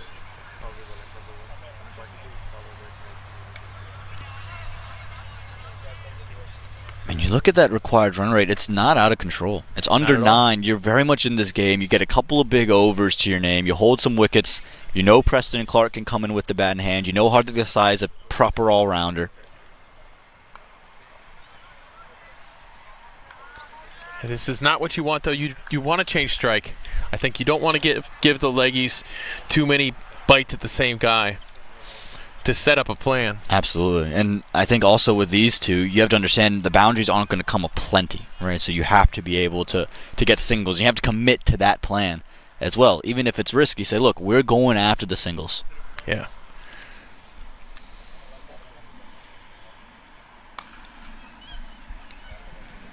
Your call initially was for 2, but clearly just 1 available. And 1 delivery for the left-hander to experience Mohamed Mohsen. Again, I wouldn't be surprised to just see the googly straight away, just to see if you can slide one past the outside edge. Yeah, and Qatari's a little bit, well, quite a bit taller than Kavri Pakam. You know, and when you're taller and you like to go to the back leg, the back foot, it can hurry you. You can get one rushed in on you. Taller but less experienced, a little bit younger in age, resides in the North Texas area. Qatari, but is playing his minor league cricket here for the Orlando Galaxy. And slid past the outside edge. Close of over number 8, just 3 runs in it, 63 for 3.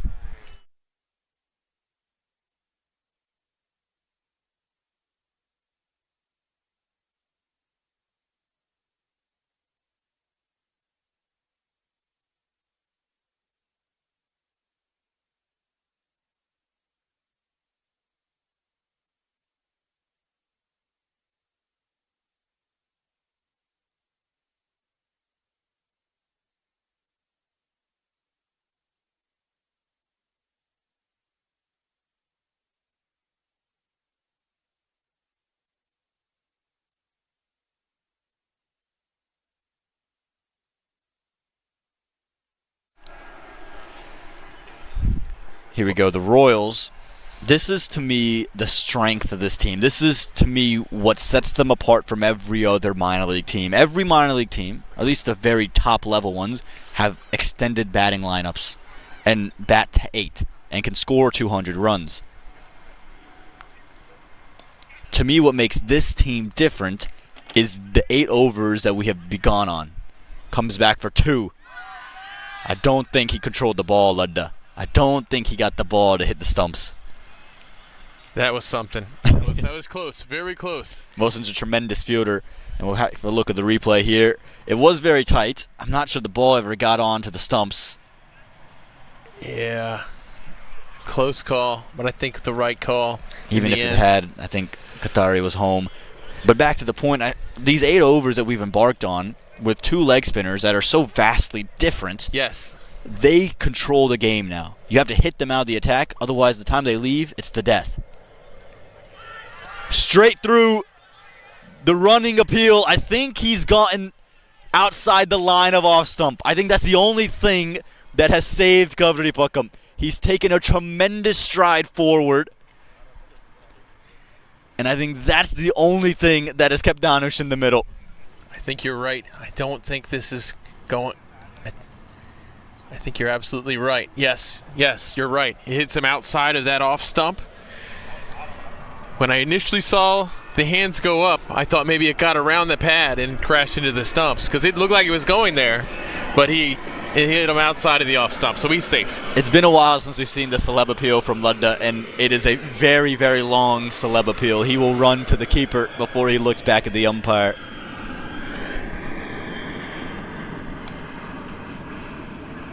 Oh. Yeah, again, didn't land it, and that's the delivery you have to take advantage of. But you can't. I think so. Because of the dip, right? Again, this is the thing that Ludda does. He throws it up nicely, and he gets it to come back down very sharp. And we have seen him bowl so many times here at Church Street Park. It's always a pleasure. And you can't get caught up in trying to heave him into the onside, especially as a left-hander. You're not going to get too many deliveries coming back into you. Everything's going to slant across. So you have to be looking, okay, where's my area? There's a slip and there's a point. Can I carve it between them? Can I get onto the front foot and drive through cover? Seems to be the difference here between Kaveri Pakam and Qatari, because Kaveri Pakam is looking to do that. He's looking to play it late and behind point.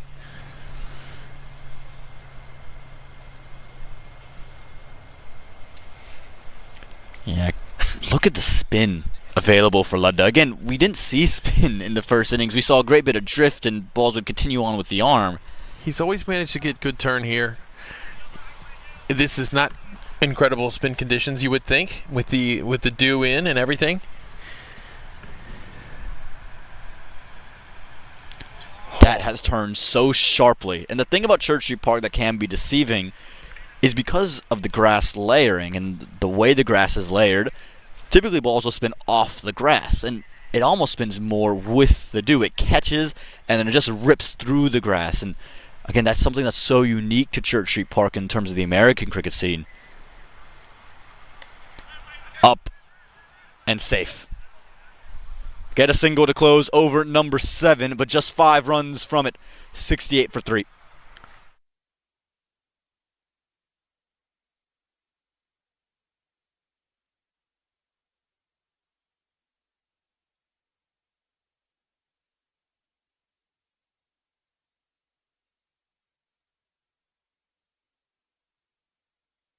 Conversation between Kaveri Pakam and Qatari, and you would imagine Kaveri Pakam as the senior batter amongst the two of them would be just saying, look, let's just turn singles. We have batting to come. We can pick up the scoring rate, but let's not let the required run rate that's now jumped to nearly 10 get up to 11 and 12 now. Let's get it back 8, 9. We can handle that.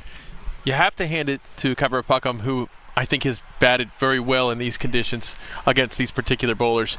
Now, we were talking about going 8 straight overs with Lada and Mohsen, and it looks like that might not be the plan. No, it looks like it is going to be Sharad Lumba. Again, plenty of options with the ball for this Royals team, and Lumba is someone who values himself as an off-spinner.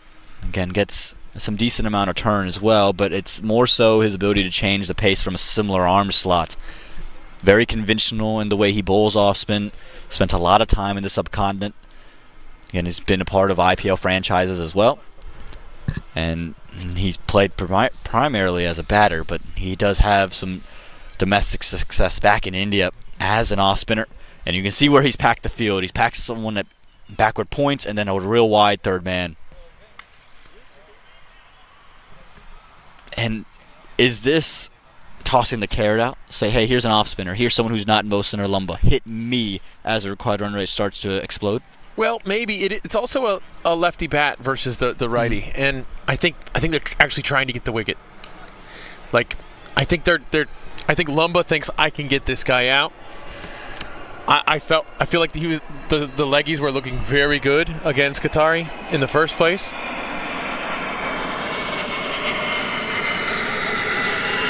But it might be a case of Baltimore saving Mohsen also for a little bit later on, maybe 15th, 16th over. And I think Lumba could get his wicket, and I think the idea is you want to change the mindset of Qatari to say, oh, it's a leg spinner, I just got to fend him off, to, okay, it's the other bowler. I've got to go out now whilst he's not in any bit of rhythm. So you're just trying to toy with his mind at the moment. He's playing it well. He's getting the singles across, but 3 dot balls to start the over puts you in a real deficit. Yeah, it's tricky. You would have wanted to give Kavarpakam the strike a little sooner. Now he has 2 balls to work with the off spinner, who'll be turning the ball into him.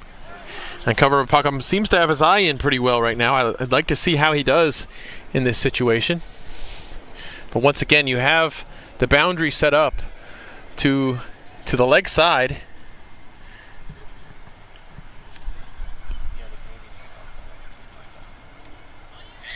Actually, well done by Malhotra to get a foot involved.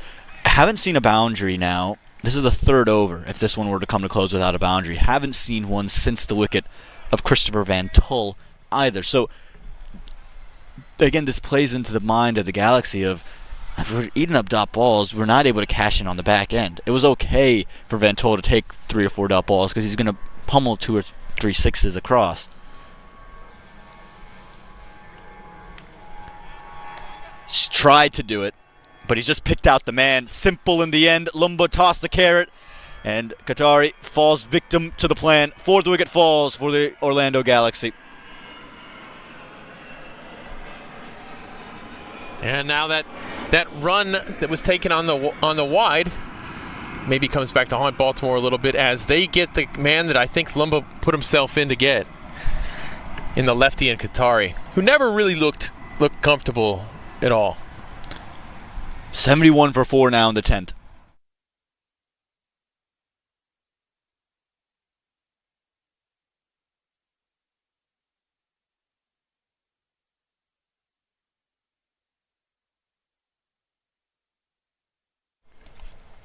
Preston Clark, the new man, to walk into the middle. Again, one of the new faces on this Orlando Galaxy side. And in a hole. Again, this is nothing new for the Galaxy. What's been the issue is no matter who has been put into the situation, they have been able to come out of this situation. And we did have some good stuff from Christopher Van Tull. Kavarpakam is doing quite well himself, but they're going to need some help around them. Van Tull had to shoulder the innings there for a little while, and you wanted to see him. If you were Orlando, you would have wanted to see him go bigger in the power play. That's why he's in there. But it's not uncommon for him to have to do that. And now we're seeing Kavarpakam, who's doing, I think, a great job of navigating this innings. But he needs a partner to stick with him and to give him the strike, and to maybe put some boundaries on the board. 18 consecutive deliveries without a boundary, and the 10th over just goes for 3 runs. It's 71 for 4 as we head to that middle break that you take at 10 overs here in minor league cricket. And Nate, this one seems to be slowly but surely slipping past the Galaxy. Yeah, it's quite a mountain that they have to climb right now. Halfway through, they need 100 runs or more. And you could take a look here since we got Shoaib Syed, Hardik Desai, Manav Patel, Tahad Farooqi, and Orrington Hamilton yet to bat. We'll see what Preston Clark has to offer. He was their domestic wildcard signing. Baltimore's done it with Adil Bhatti. Yeah, no doubt about it. It's been Adil Bhatti who's been involved in 3 of the 4 wickets so far. I think, again, you still have the combined 4 overs of Mohammad Mohsin and Sarbjeet Ladda to go to. You have Lumba, who can give you a couple of overs as well if you need it. And then the beautiful thing is that when you look at what the Royals can do, you think about the fact that they can both spin up until the 16th over now and then go back to their 2 seamers. But if they needed a 3rd seamer to go to, Aryan Batra is still there and available. The cutters, the slower deliveries, that's where his bread is buttered. And that's why it's so interesting to me what this second phase is going to feature like for Baltimore, because they could easily go and say, we're just going to stick to the 4 guys that are left, and then Sharad Lumba can come in if he needs to. Or do you give the youngster a couple of overs? I would love to see the youngster get more and more opportunities. I thought last season there were times where he was almost forgotten about on some slower surfaces. think this is a great opportunity to give him some grow today.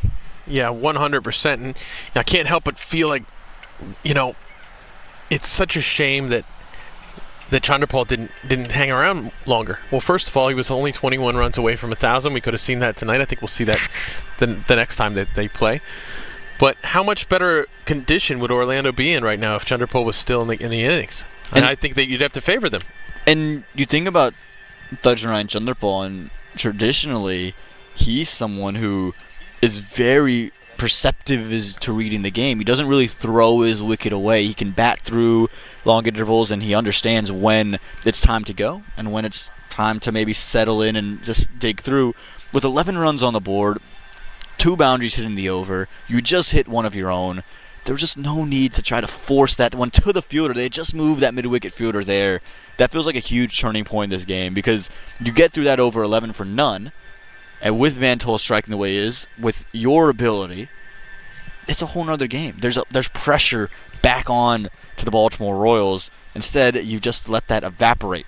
And now, Sarbjeet Ludden instead of bowling to you, he's bowling to Preston Clark and Danish Kavripakkam. Danish smothered that one, got to the pitch. So one thing with Lumba, he likes to float it up there. He likes to flight the ball. Yeah, Ludden very good at floating and very good at flying it up. I think for Kavripakkam, it's where your scoring options now.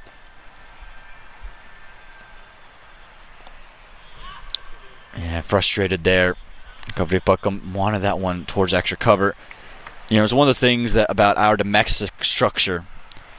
We don't play red ball cricket here in the States. We're not a test playing nation, and we play a lot of T20, and that's the format where the Major League is, and also the format where we're in the World Cup. We're going to be in back-to-back T20 World Cup, so that's the format that you want your domestic players to be playing on the regular. And so for a lot of the younger folk who are playing 35 over games and have been tough to bat very long, that's the big transition that minor league provides. How can I go from a batter that can take his time to one that can get going? And I think the big question becomes, where are my scoring options first and foremost? And that's where minor league has been able to bridge that gap. Absolutely. And you mentioned it. There's a discrepancy between our top talent and the youth. The youth play a lot more longer games. The top talent almost play exclusively T20. So when you get to this level, it is a big jump for the young players. It's massive. Turns past the outside edge, just slowed it down a touch.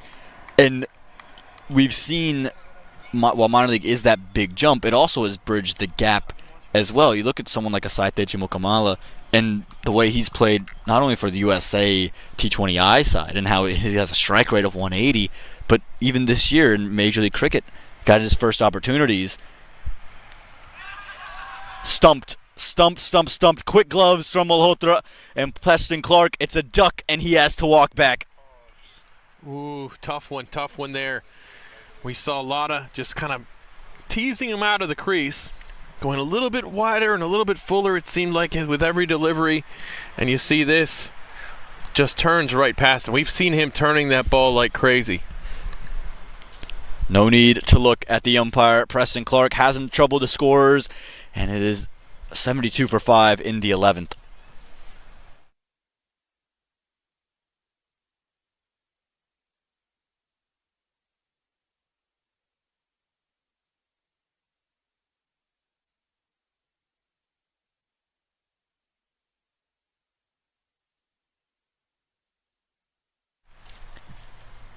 Yeah, always so tough in these situations to dig yourself out. And the point that we were making before the wicket, it's allowed the young players, the Sai Mukamalas, the Sanjay Krishnamurtis, to experience that at minor league cricket, and both of whom were probably sluggish in their starts to minor league cricket. Sure. And now both are going to bat at over 140 regularly. Well, if you look at Sai Mukamala in particular, he's our top T20 batter in the last year as far as strike rate.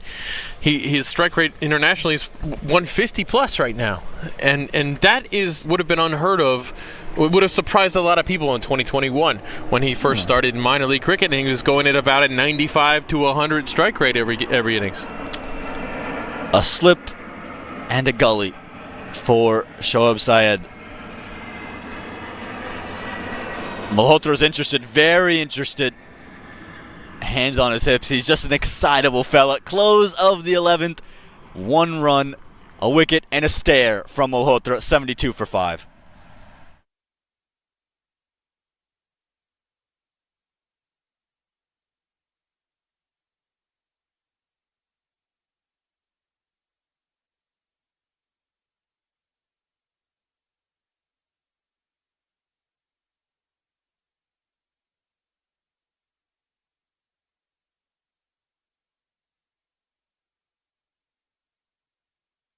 And we asked the question, was it just going to be the regular combinations, or were they going to give the young man an opportunity? And they will go give it to the young man. Aryan Butler, who has made a name for himself throughout the under-19 circuit, was part of that USA under-19 team that broke the drought of under-19 World Cups in the last cycle. He will come in with the ball in hand. And Syed, new to the middle. A player you want to see continue to make the strides that it looks like he's making. Last season, robbed of many games because Orlando didn't play many games. Mm-hmm. Yeah, you can also say that about Aryan Butler, I think, in terms of the number of times he's handed the ball. Right. Because that team, who played on a lot of sluggish wickets with attacks that included Obis Panar and Daron Davis and Mohammad Mohsin and Sharad Lumba and Zaid Alam and Jaskar Buttar, there's 6 bowling options before you get to a Sharad Lumba. He was just robbed of opportunities to bowl. And, you know, through no fault of his own, just the situations demanded other bowlers to take the ball in hand. It's good to see him get an opportunity early in the season, because whilst maybe at the Bottom Veers Cricket Complex you can rely on a 4-spin attack, when you get out to the Super 8s, if they're held back at Grand Prairie, you're going to need your seamers to be working. And Aryan Butler is one of their seamers. It's going to be one of their 3 straight throughout the season.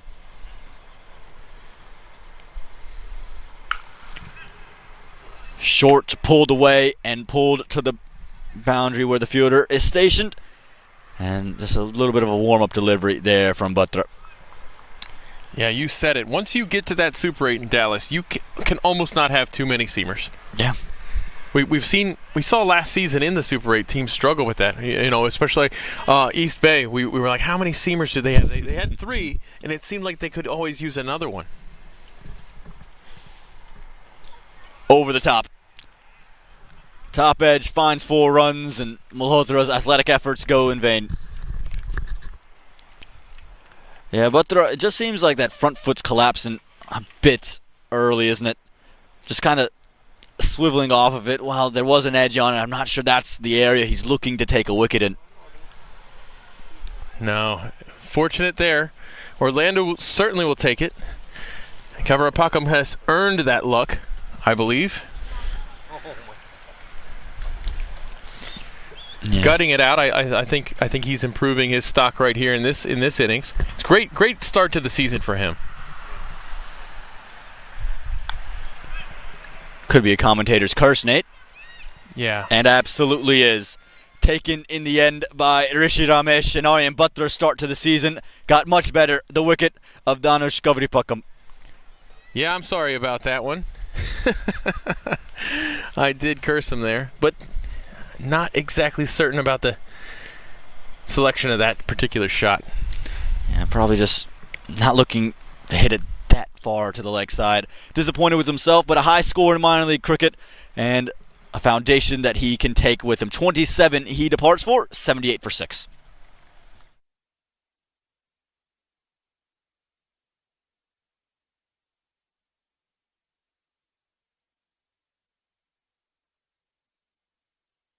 Two men on Knott. Hardik Desai walks into the middle. Not a slouch with the bat in minor league cricket. Actually considered quite a decent all-rounder with the bat in hand. But maybe a bit too late. That required run rate, it's nothing crazy at 11.18. So we've seen crazier things be done. It's just the amount of time that the Galaxy would have to do it against the quality that the Galaxy would have to do it against. Hardik, one of the staples from this squad over the years, been on this team for quite some time, since 22, 23, 24, now 25. So he's might be the longest tenured Orlando Galaxy player, or amongst them, certainly amongst them. High score of 39 so far in minor league cricket. There have been times we've seen him look quite good.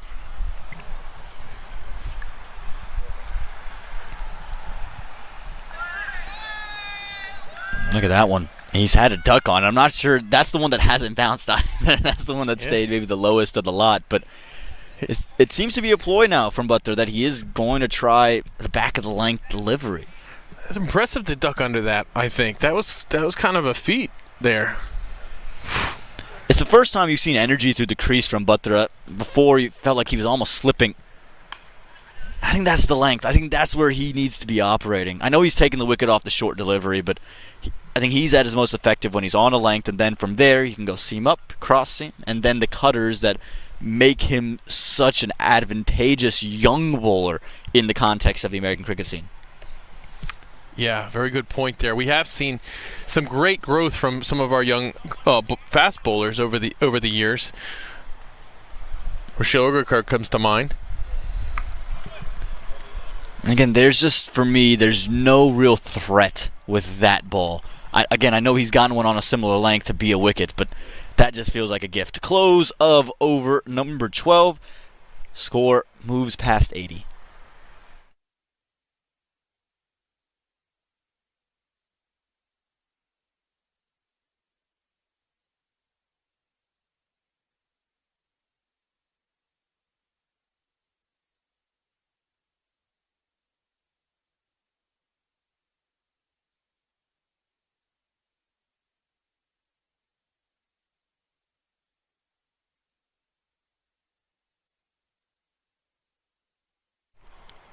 Luddup will continue into his fourth. He's got 2 wickets to his name. They got very excited with Syed on strike to start the previous over, or to end the previous over, rather. They brought in a gully. That gully fielder's not there, but still operating with the slip. Sweeps and sweeps well. Work to be done, but runs for Syed. Nothing to be shy about when you're facing Sarbjeet Luddup. Yeah, good start there. Lada with 2 wickets in his 3.1 so far. Just 14 runs conceded. This is kind of a typical Lada Church Street Park stat line.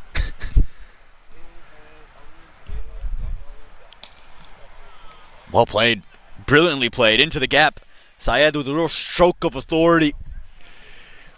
Way to handle that flighted delivery. Put it back flat like he did, flat and hard. Look at this. He just covers the ball, stays on top of it, as they say in baseball. Stay on top of the ball, hit a line drive. That's what you want to do against that flighted delivery. You don't want your bat turning in your hands. You got to time it right. You got to hit it with the middle of the bat. And he's a very confident cricketer, Syed. He's not going to shy away from a challenge. So even if someone would think that this game has moved past the point of competition, he will fight to the very end. Yeah, I think he's one of those guys who last season we saw some strides from him. I think he's just going to keep getting better every year. If you're a player like him, just get better a little bit every single year. Stay determined. I was very excited to see how he would do this season. Again, he's played it so brilliantly. Again, and he's playing with the confidence that you don't see many play against Sarbjeet Luddup. It's one thing to play the stroke, but he's backing himself to play in a certain manner. Very similar to what we saw from Danish Gavri Buckham. Yeah, and he's finding the middle of his bat with these shots, which is very important. When you have to generate your own power like that off a flighted delivery, you have to find the middle.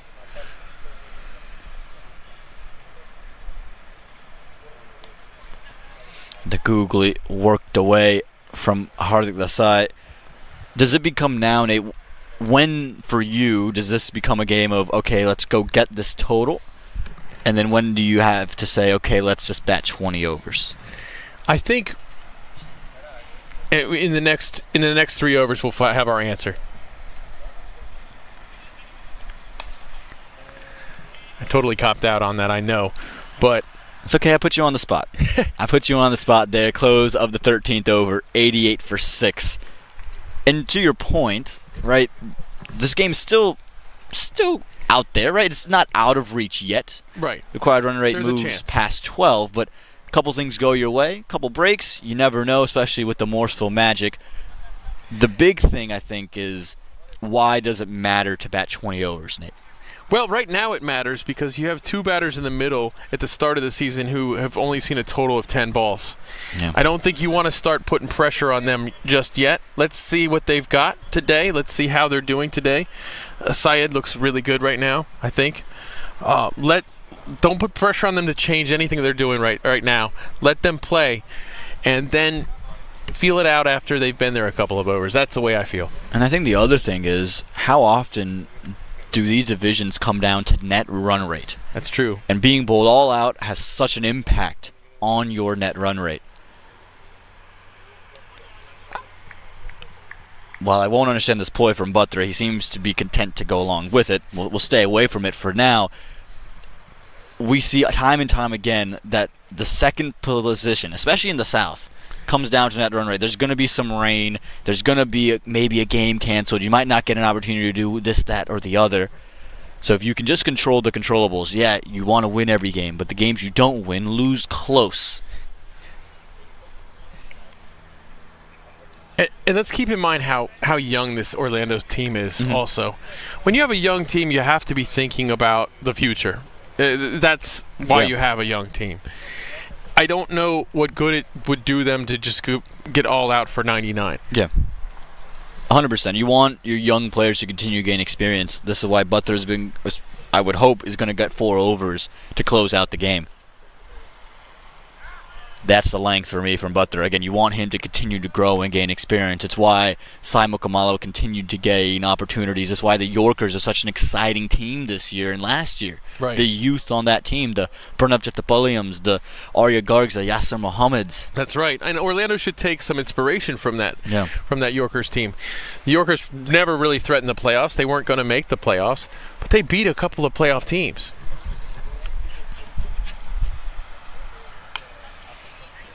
And to your point, maybe you don't make the playoffs this year. Little missed field, as I'll try to come back for 2, and quick enough in the end.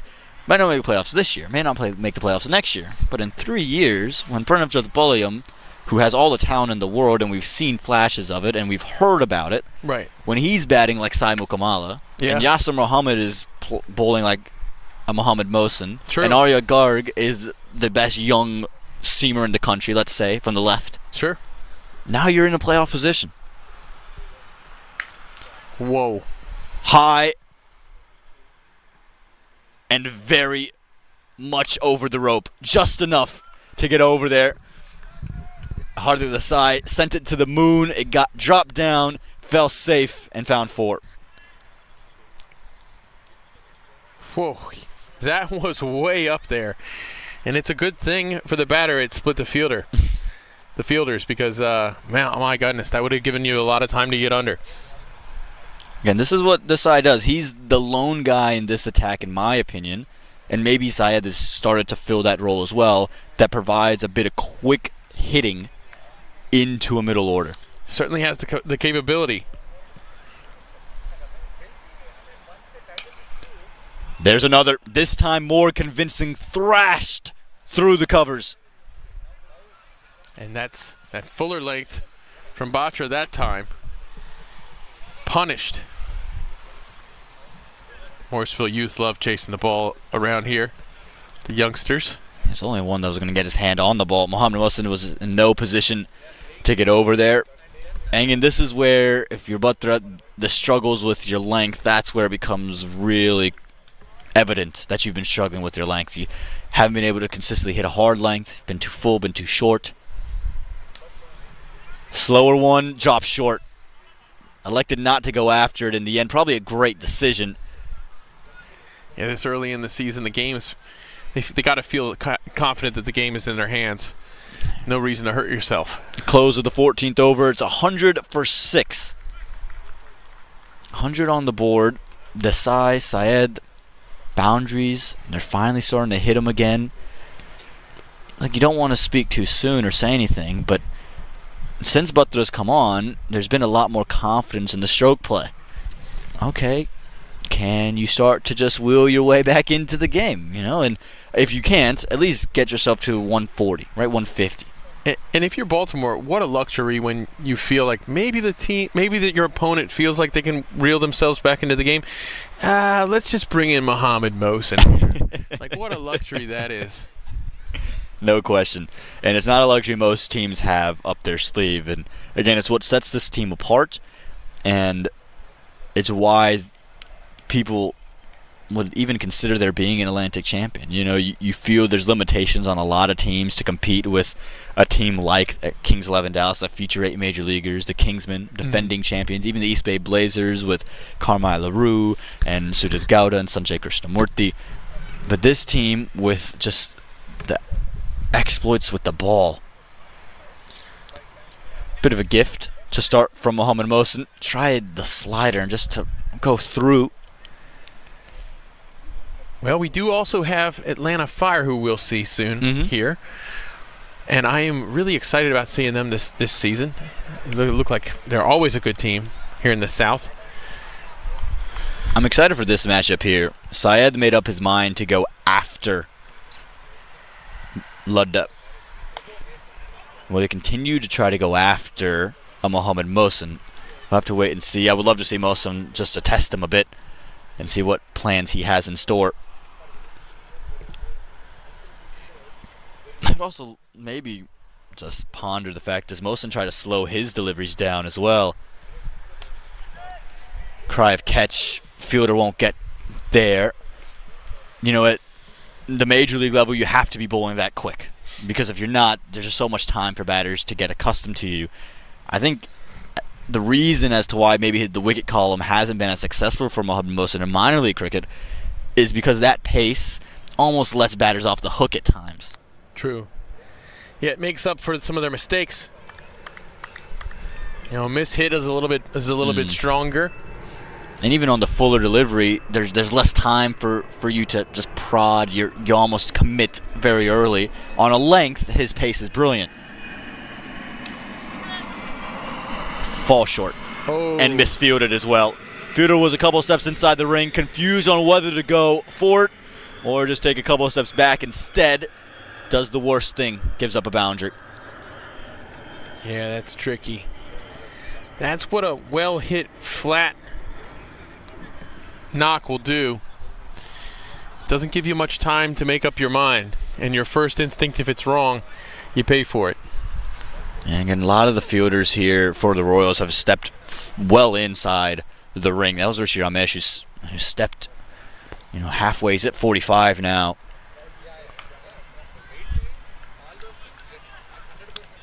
I'd like just to go for the one. And Jessica Malhotra has told his fielder, if you're going to bounce it, you've got to bounce it before the pitch. But yeah, I think if you're Jessica, you got to stay on your feet there. I know it's a tough spot. There's lights are hard, but you've got to trust your gloves and trust your backup. Yeah, I think you're right. It's allowed them to come back for a second run as well. So just a touch of sloppiness setting in for the Royals. Again, I would love to see Mohsen just slow one down and pitch it up. Quick single, and they get through a Mohamed Mohsen over and make it a very productive Mohamed Mohsen over. Close of 15, 111 for 6.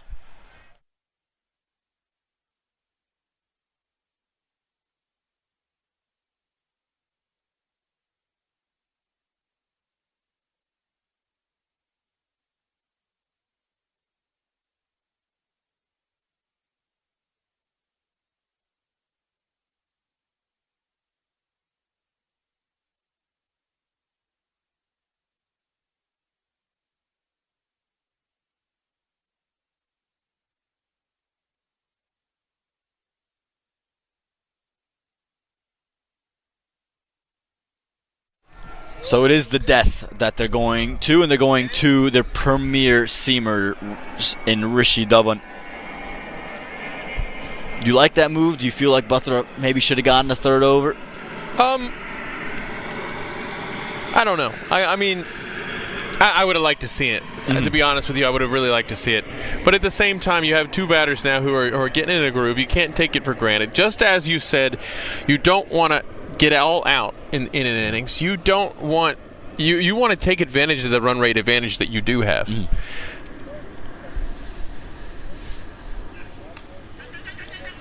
I think Baltimore want to get them all out. I think Baltimore want to squelch Orlando's run rate, and they pushed it up a little bit.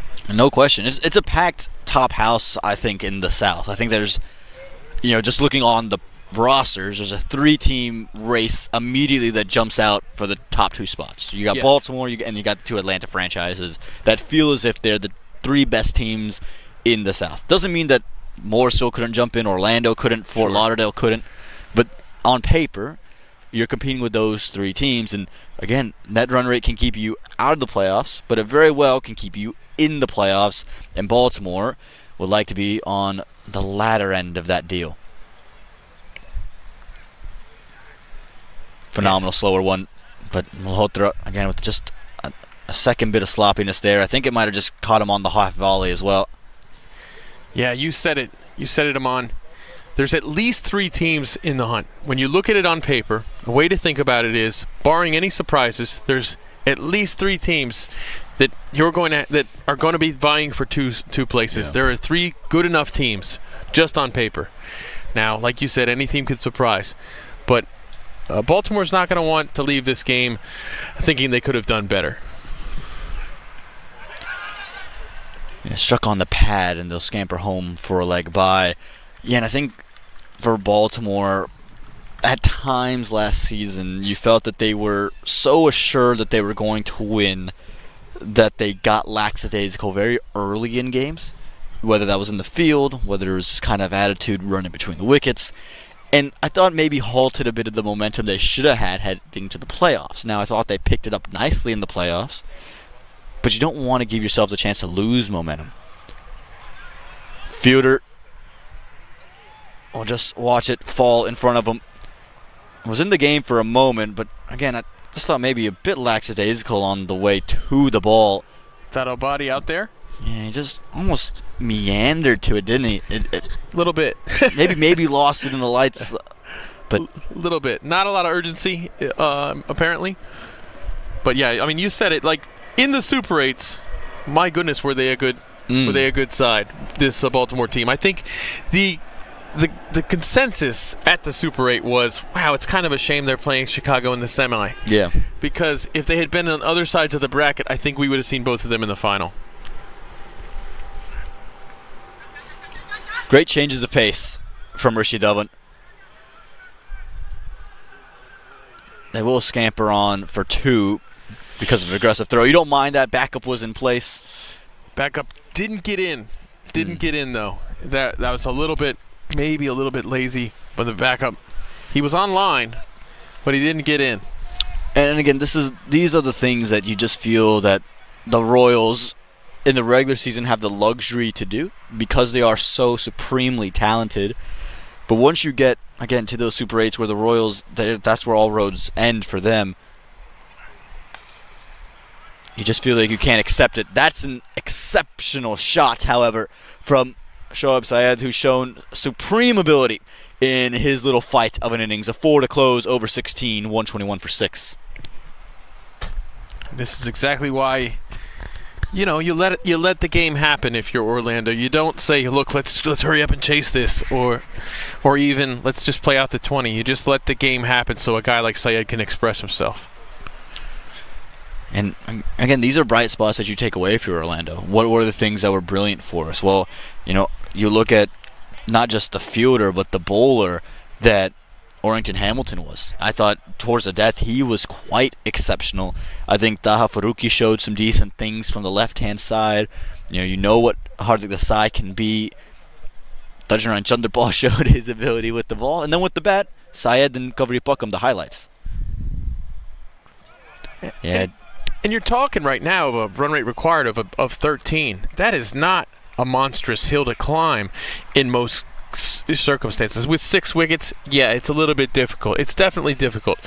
But if you go out there and you score 10 and over for the next 2, you're still in striking distance. And they haven't seemed to fear Mohammad Mohsin. Again, both Desai and Syed have said, look, we have a chance to win this game. It feels like they don't think they're out of it. No. And you can see the movement around the Galaxy dugout is more than it's been all game long. They feel as if they're in it. Again, you can't go quiet now. You have to be able to keep the boundaries flowing. True. But you're still in this game, and you want to put the pressure back on to the Royals. Make them at least sweat. That'll just be the one. Ramesh this time pressed against the rope. If you're the Royals, what I want to see is, can you switch back on? You switched off for 6-7 overs. All right. Can you switch back on now in the last 4? Great point. Yeah, great point. Both teams have a lot to play for right now, a lot to play hard for, a lot to compete for. Trying something different was Mohammad Mohsin there. Again, it's the slowness that he's trying to extract with a different variation.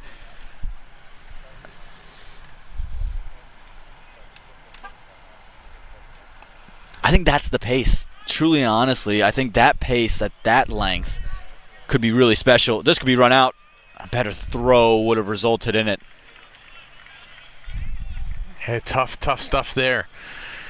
But Orlando's running right now. They're being aggressive, trying to maximize this partnership between Desai and Syed. This game is still in the balance. This is still anybody's game. A lot of different variations coming through from Mohammad Mohsin. This is what he does, and it's why, to me, even though he's not going to have the rewards, and today he's going to finish somewhere, 4 overs, close to 30 runs, with no wickets to his name, why he still, to me, is such a phenomenal option with the ball in hand, and why the USA national team should be looking in his direction at some point. And closes his spell. None for 30 rather, but again showed off all his ability and variations. Close of 17, 129 for 6.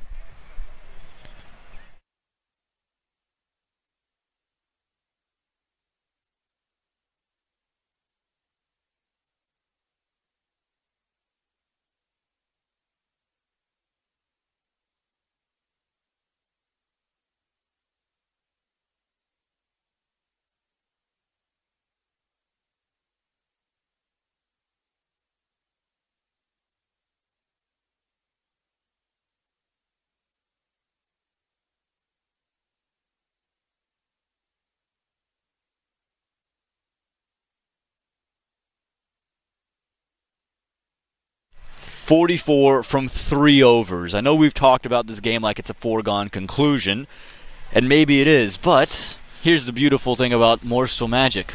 Maybe it isn't. Maybe it isn't. We've seen weirder things than this happen at Church Street Park. 44 needed off of 18 balls. That is a tall task. There's no way around that. These two batters are looking pretty good. They've hit some firm singles. They've struck the ball pretty well. Change of an angle or something like that with your bat, a little bit more intent to clear the ropes, and who knows what could happen here. And I look at Shoaib Syed as the real key. Both these batters played 17 deliveries. Syed's been the one to really hammer home the boundaries. So if you're hard to decide, find your singles around, but you can get to 15 without having to hit a boundary off every ball. You get 3 boundaries and 3 singles, and you're in the game. You're exactly where you need to be. That's right. But you need those 3 boundaries. Adil Bhatti hasn't been a quiet bowler today. He's taken wickets, but he's been expensive. Oh, had to cash in. Needed that one to be sent to the rope. It was short. It was wide. Bhatti asking questions with that one. That was a challenging delivery. It's good. It looks like he struggled with his accuracy earlier, but that looked very intentional. And they've packed that region of the field behind square on the offside. And there he is again, just about the same ball. Yeah, the length is better. The length is where Bhatti needs to be. Again, he has 2 gears to his game. He can pitch it up and swing it, and then he's got his death length, which is on a good length and on a hard length. Right. And at that 5th stump or so, 4th, 5th stump. 2 dots to start the over is not ideal. That required run rate you can see at the bottom of your screen just continuing to rise. Taken. And a third for Adil Bhatti. This time it's Hardik Desai. Simple in the end for Jaskran Malhotra. Yeah, anticlimactic there for Desai. We were thinking might want to step on the gas a little bit. After a couple of wider deliveries, he comes in at his shoulder. A little too straight with the bat there.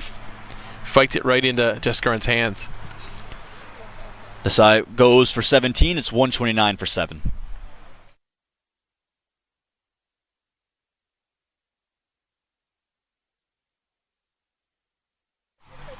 Yeah, that delivery there from Adil Bhatti, like you said, wider, and then pushed one in. And you can see Desai, when he goes for the shot here, he just has no room. He's just almost like throwing his bottom hand through the ball. That was that in-between length of do I go across back foot? It was just such a great angle. The angle of it, the length of it, the line, everything was really good. And we have Hamilton now. It looks like he's batting at the number 9 position. Well, we've had some Hamiltons light up Church Street Park. They've been named Jamar and Hanchard, but let's see if Orrington can make his claim to that name. At least gets 1. And Syed will have to hit 2 6s now to keep Orlando in striking distance. That required run rate has quickly moved close to 19. Yeah, I was hopeful that they could get to that 145, 150 heading into the last over, but who knows at this point. Lifted fielder at short third. Stations underneath it and takes it Rishi Dhawan. And Adil Bhatti, he's working on a fifer. Syed's day comes to an end, not after some fireworks, 24 off 17. But Bhatti, it's his world today. Yeah, that back-of-length delivery, he seems to be hitting that length perfectly. Like I said earlier on, he was a little bit wild. He did get his wickets, though. Now he seems to be perfectly accurate. 130 for 7.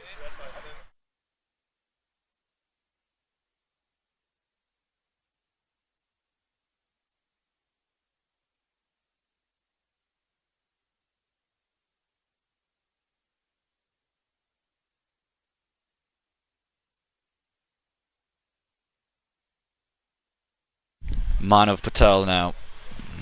Foregone conclusion now. I think you can make that official. Required run rate just a touch under 20. It's can you get to the 20th over? 2 overs to go. Make it just 13 deliveries to go. Can you face every single one of them? That's the goal now for the Galaxy. Yeah, the circumstances certainly dictate that is your new goal. Oh, nearly a fifer. It's just missed the gloves of Manav Patel. But what a day it's been for Adil Bhatti. Runs with the bat and then 4 for 33 through his 4 overs. It's 130 for 8. Great stuff from Adil Bhatti. One of my favorites in the U.S. scene. He's been very, very good over the years. Continues to show his relevance in the game of cricket in the United States. And what a wonderful final he had in minor league. He was the standout player for New Jersey Somerset Cavaliers 2 seasons ago in the final that they lost. And you think about that final, that was a game they weren't even supposed to be in, right? They shouldn't have been there, and then that's right. They shouldn't have even competed in that game against that Dallas team.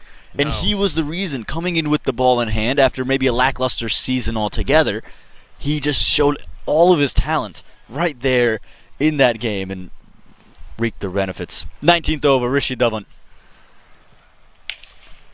Change of ends for Dhawan, and again, Orlando will be more than happy to just see 12 deliveries. I'd like to see a little more of what Hamilton has to offer.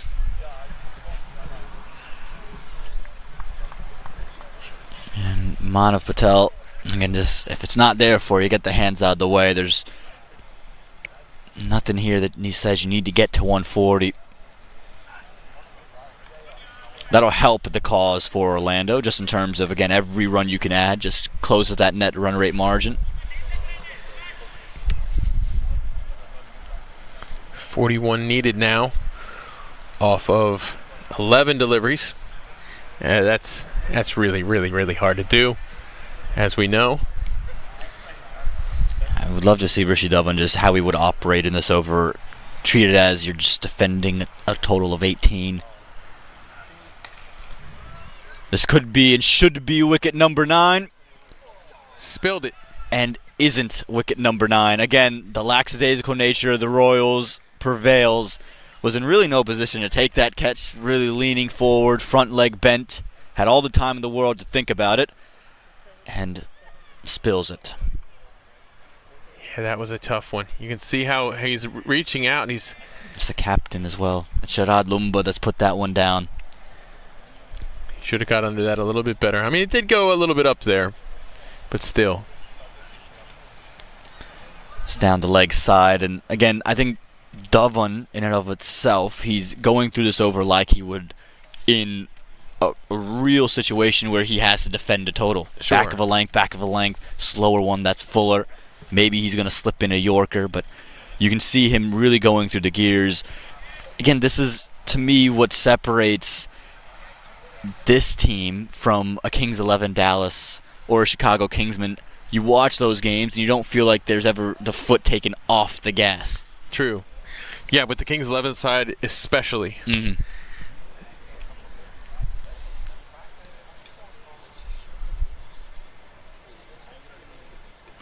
How was that missed leg stump?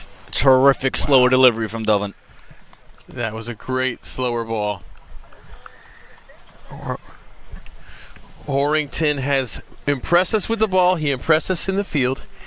I'm cheering for him to impress us with the bat. He's looking to hit one. I tell you what, he's not looking just to keep it out. He wants to connect in the middle and send it to cow corner. Wouldn't be surprised to see Dhawan try another slower delivery, full of length. This could be taken. Oh, well stopped. Really tough for Agni Chopra, and handled that exceptionally well.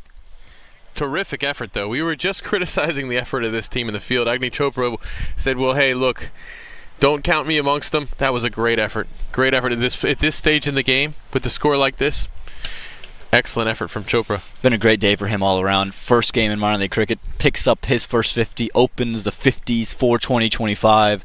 And a couple sensational efforts and stops in the field. That one included. And look at this from Dhawan.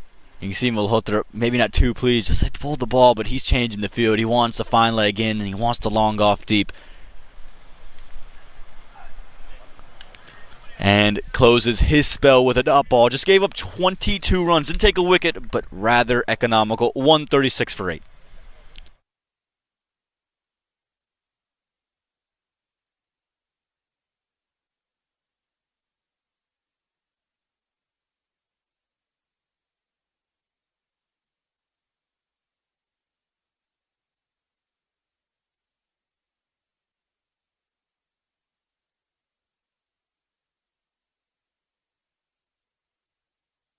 Love this.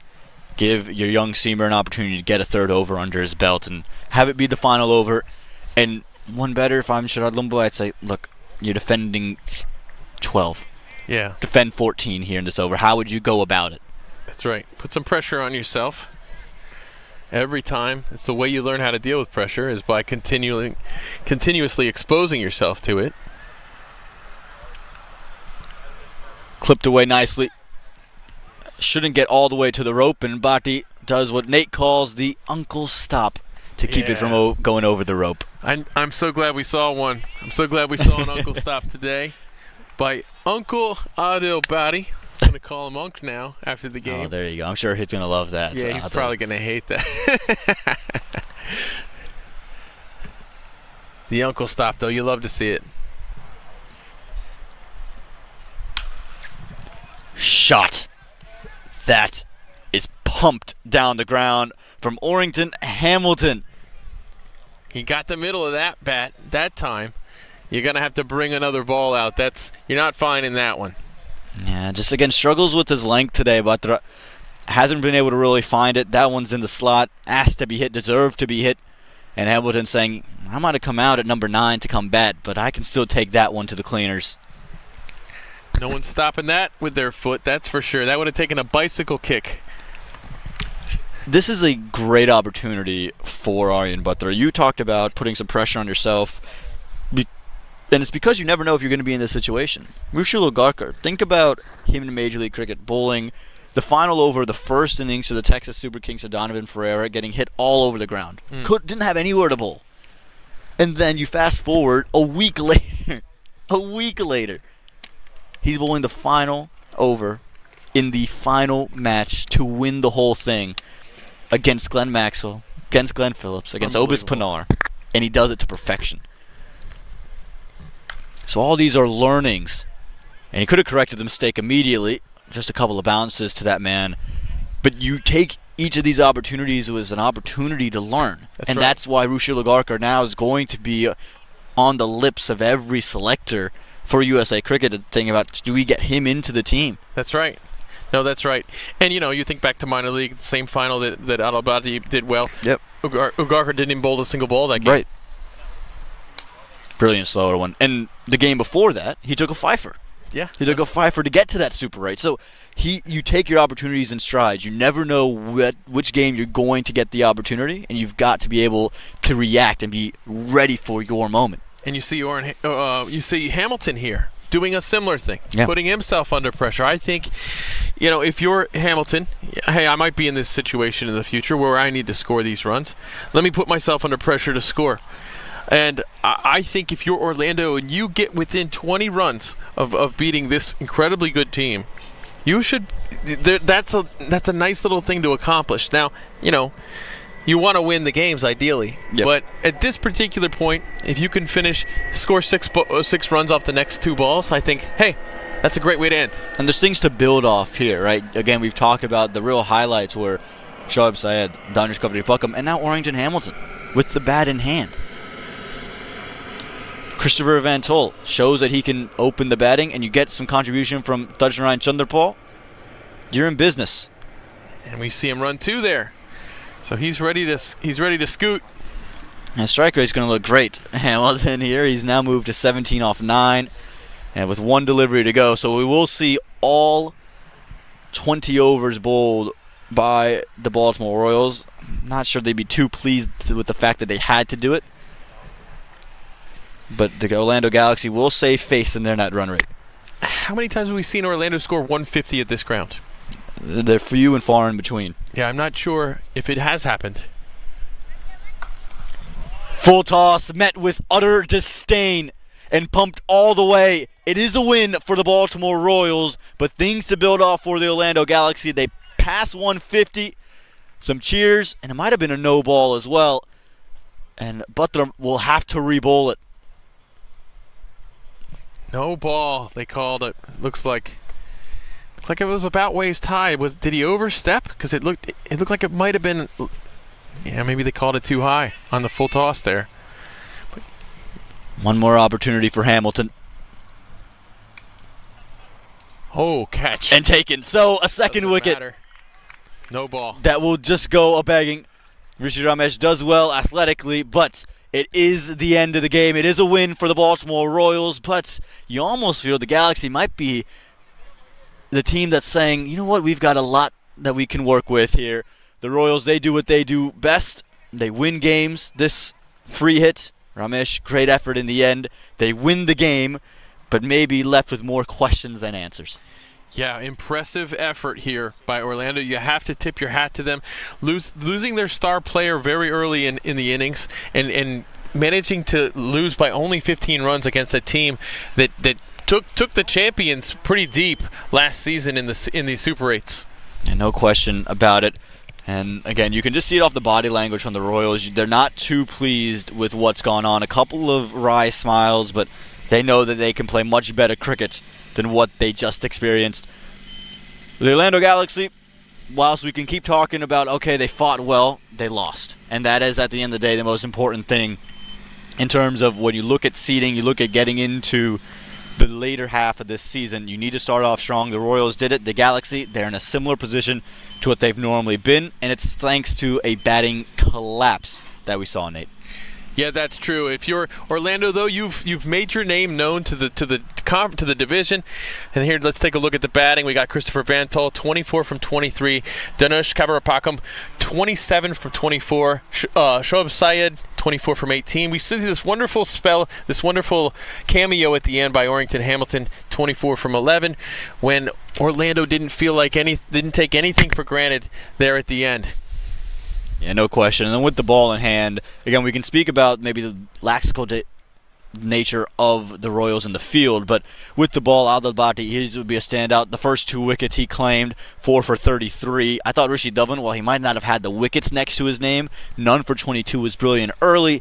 And then you always have to look at Sharad Lumba, 2 for 20, and then Sharad Lumba was 1 for 3, and then Sarbjit Singh Ladda was 2 for 20.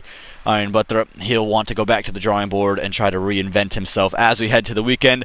We thank all of you for joining us here on a Thursday at Church Street Park. Maybe the first Thursday ever in minor league cricket for Church Street Park.